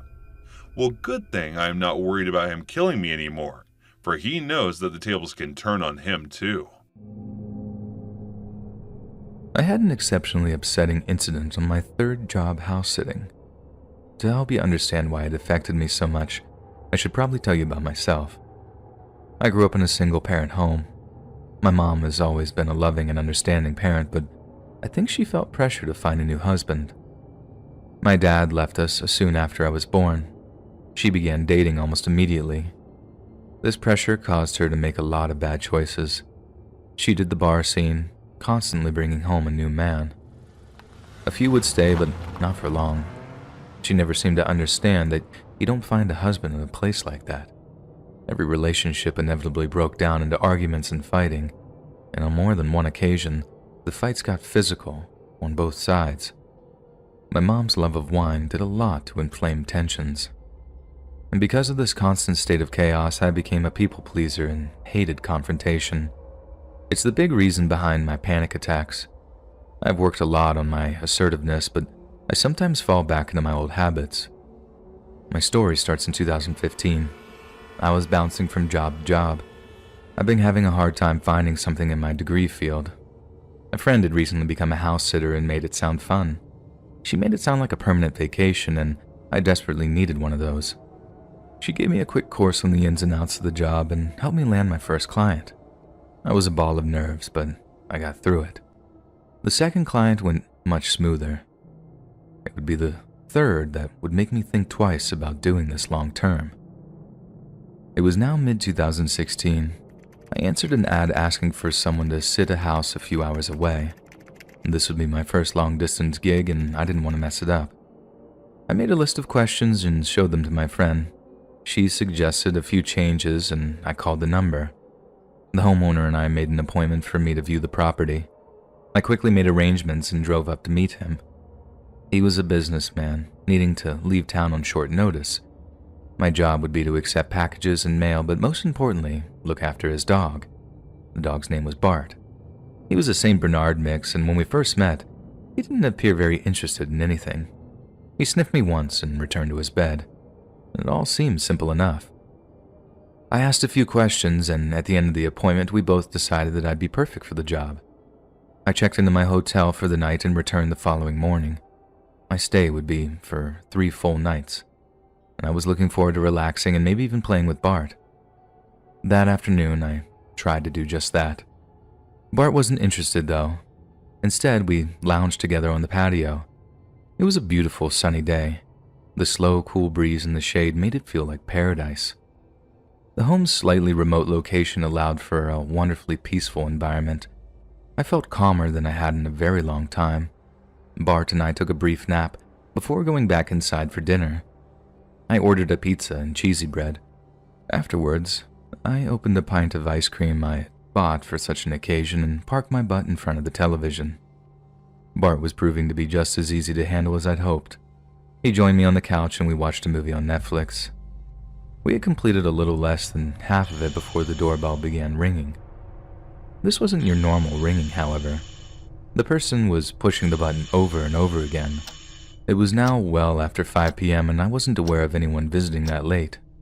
I did briefly consider not answering it, but the incessant ringing made me think someone may need help. The woman I encountered on the opposite side of the door had very aggressive body language. I didn't say one word before she tore into me. She demanded to speak to the homeowner. I told her he was out of town on business. It didn't seem wise to let her know when he was to return. She didn't appear to believe me. As she spoke, she grew louder and became visibly angrier. I could feel myself getting increasingly nervous, and I did all I could to convince her. Then, she began cursing at me, calling me all these things and terrible words I'd rather not repeat here. She had convinced herself that I was the homeowner's new girlfriend. I hadn't noticed until just then, but Bart had walked up behind me. As he became more enraged, he grew more aggressive. The scene quickly became a cacophony of yelling and barking. I could feel a panic attack was on the way. I was completely overwhelmed by all of it.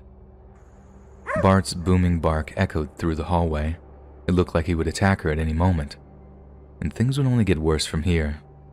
I'm not sure what I said, but it set the woman off, and she lunged at me.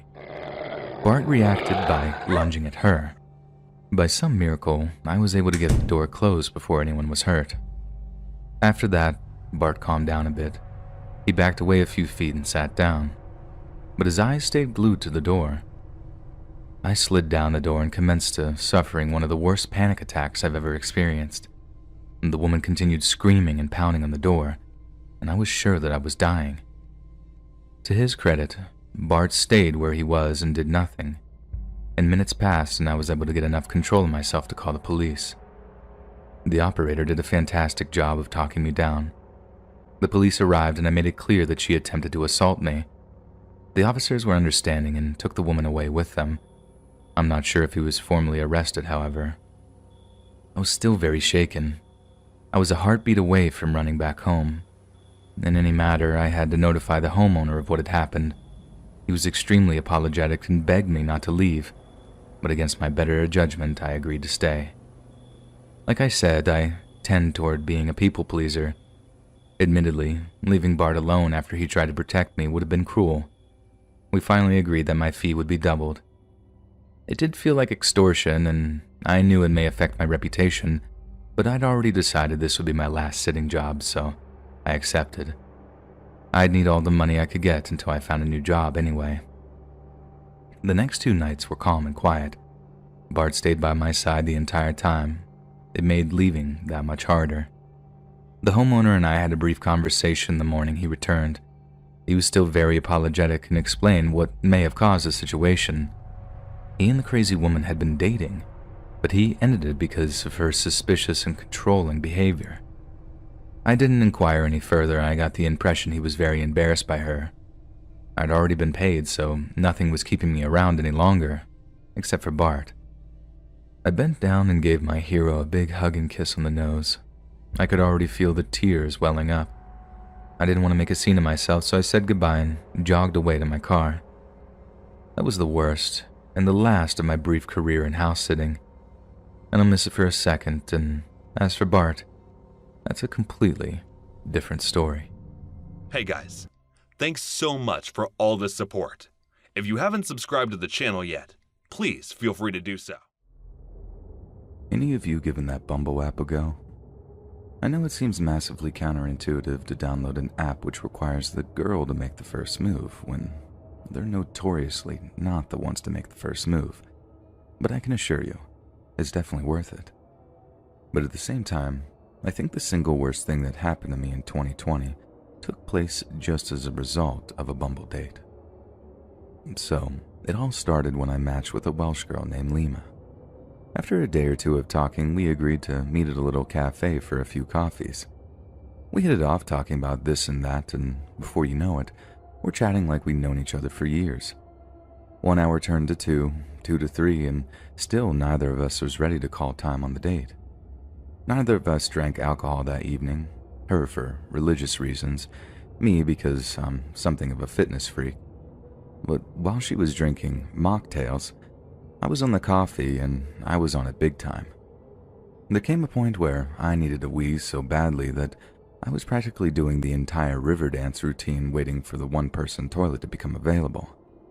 This happens every half an hour without fail almost all night. I have to interrupt her, apologize, and leg it off to the little bathroom to relieve myself. I felt like an absolute idiot having to nip off to the lab so often, but every time I emerged, she'd look up and smile, waving away my apologies with some light mockery of how I have the bladder of a 4-year-old. But one time, I emerged from the toilets to see that she's no longer sitting alone, and that someone is sitting in my seat. At first, I thought she just bumped into a guy she knew. She certainly looked quite comfortable talking to him, but it turned out to be the complete opposite. I walked up behind him, playfully put my hands on his shoulders and say, "I think you might be in my seat there, mate." It wasn't confrontational or aggressive, just pure banter. I expected the guy to jump up, maybe warmly apologize, maybe give a little introduction, something like that. But he didn't. He looked back at me with this look on his face that said, "Get your effing hands off of me." And as he's staring up at me, Lima shoots me this look as if to say, "Help." Only then am I like, wait, do you two know each other? Turns out this bloke had been sitting alone enjoying some food and wine and had been making eyes at Lima every so often. Then, when I'd gone off for a wee, he'd taken his opportunity, sat in my seat, then began to, as Lima put it, flirt so outrageously forward that I thought I was going to puke up my nojito. Now, I actually had to ask this guy to leave us alone before he got up and finally gave me my chair back, but not before he tried to stare me out.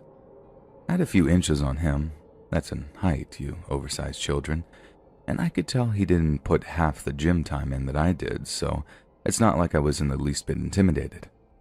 It just seemed like he was trying really, really hard to be some comic book idea of what women want, and it was honestly a little bit pathetic. He looked completely and utterly harmless, like a chocolate pistol. He looks like he'd melt at the first sign of trouble.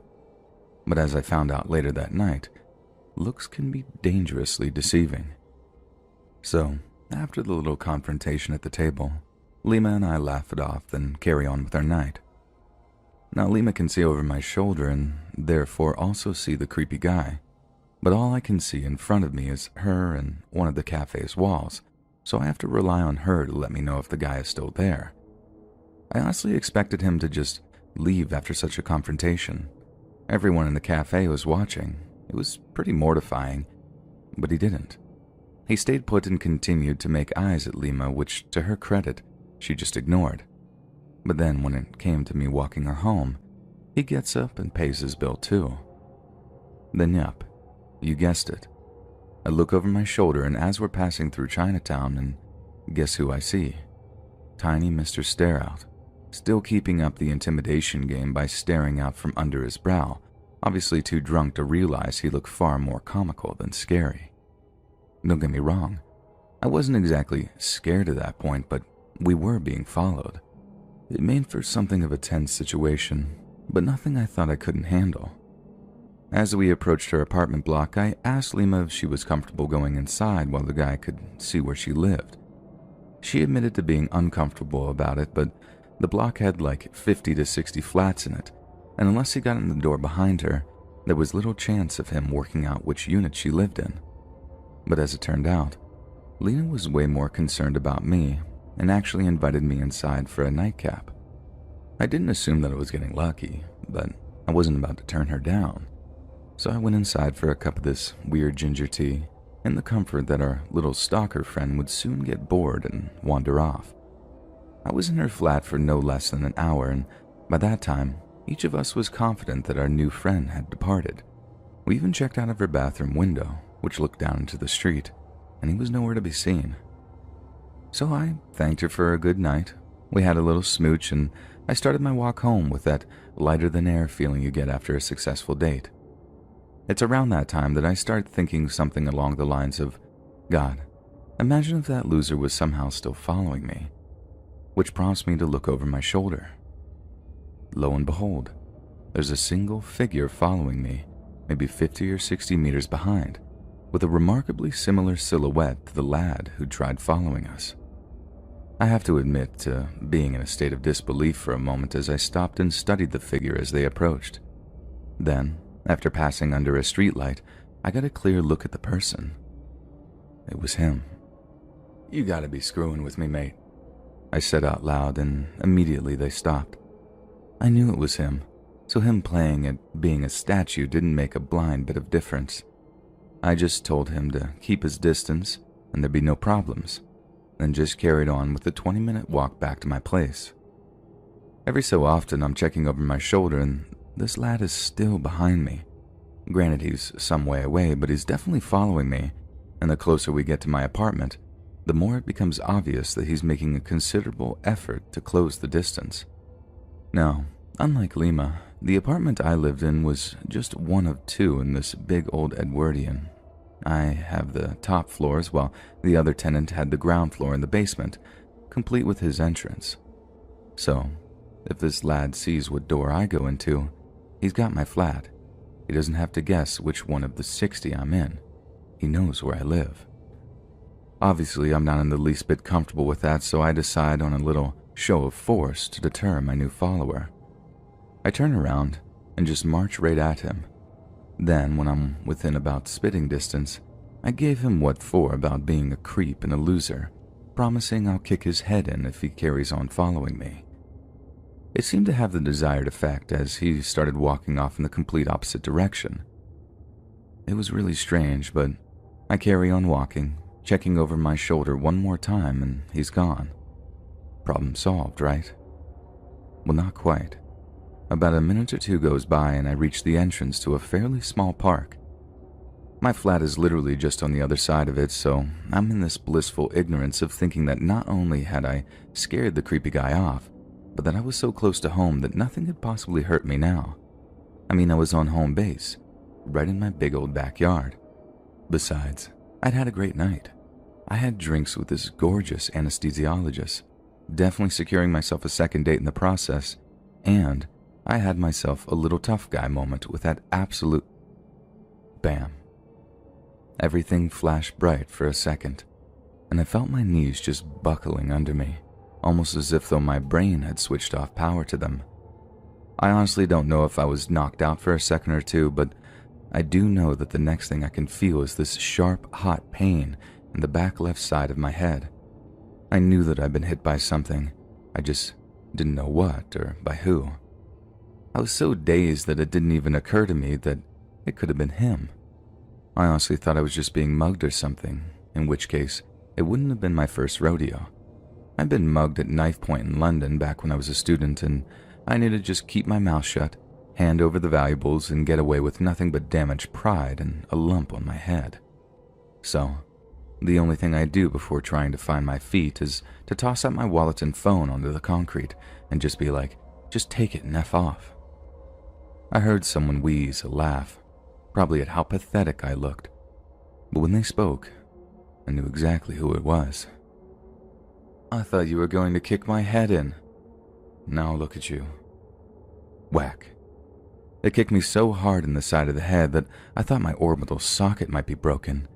And in between worrying that I'd end up losing my eye if they kicked me again, it dawned on me the little tow rag who'd been following me had somehow found a way to cut me off and ambush me. And it became quite obvious that I was in much, much more trouble than I'd first anticipated. The phone and wallet weren't going to cut it. I needed to get on my feet, and fast. It didn't matter that I was taller and stronger, maybe even faster than this guy. He had the upper hand, and let me tell you, it was not a nice feeling. The force of the kick set me off balance, but I tried to use the momentum to find my feet. If I was drunk, I'd have been utterly screwed. But since I was sober, I did actually manage to get both feet on the ground before trying to bring myself upright. But nope.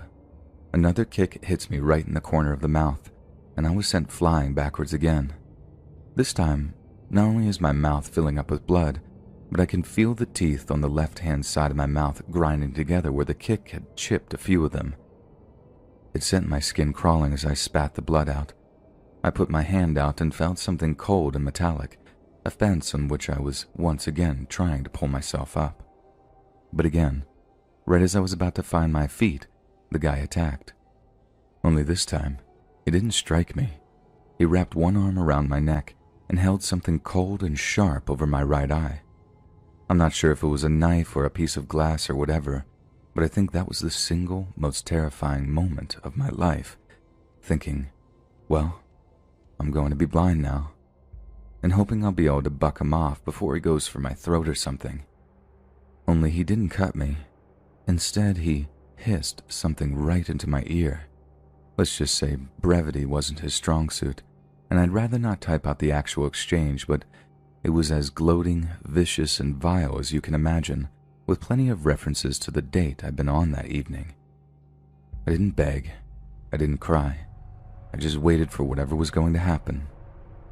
But thank God he must have seen sense or something. He made some comment about me only being alive the next day because he'd let me live. After that, he gave me one more good punch to the side of the face. Then all I heard was the sound of trainers hitting concrete as he legged it. I spent the next few minutes spitting out blood as I tried to find my phone. I think he'd either stamped on it or I'd maybe tossed it with a little too much force because the screen was smashed into bits. But again, a little bit of divine intervention meant it worked just enough for me to hammer out a 999 call, after which I dragged myself to the park's gates and sat there waiting for the ambulance to turn up. Aside from a bit of concussion, a lot of swelling, and some chipped teeth, I was pretty much all right.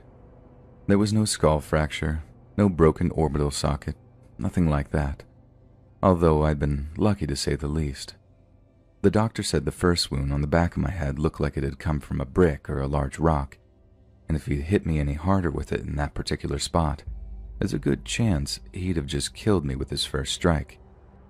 And that was the really scary bit, thinking that all the kicks and punches and threats that came after were like a weird blessing. I was still alive, when in some timelines, I would be checking in for the big sleep. I was angry about it for a long, long time, and I'd be a liar if I said I didn't let that attack change my behavior for the worse for a while. Seeing the guy getting 6 years for assault and grievous bodily harm really helped things, but still, that wasn't enough for me on some level, and it took me a while to acquiesce. Me and Lima carried on dating for a few months, which was lovely, but she had to move away for work, so obviously we had to call time on it. And the 4 trips to the dentist were terrible, as they basically had to file and cap my teeth one at a time. And that was definitely the worst part. How 5 minutes turned into an ordeal that lasted months of court dates and dental appointments. That's my one big takeaway from the whole thing, really. How one little misunderstanding can have terrifyingly far-reaching consequences.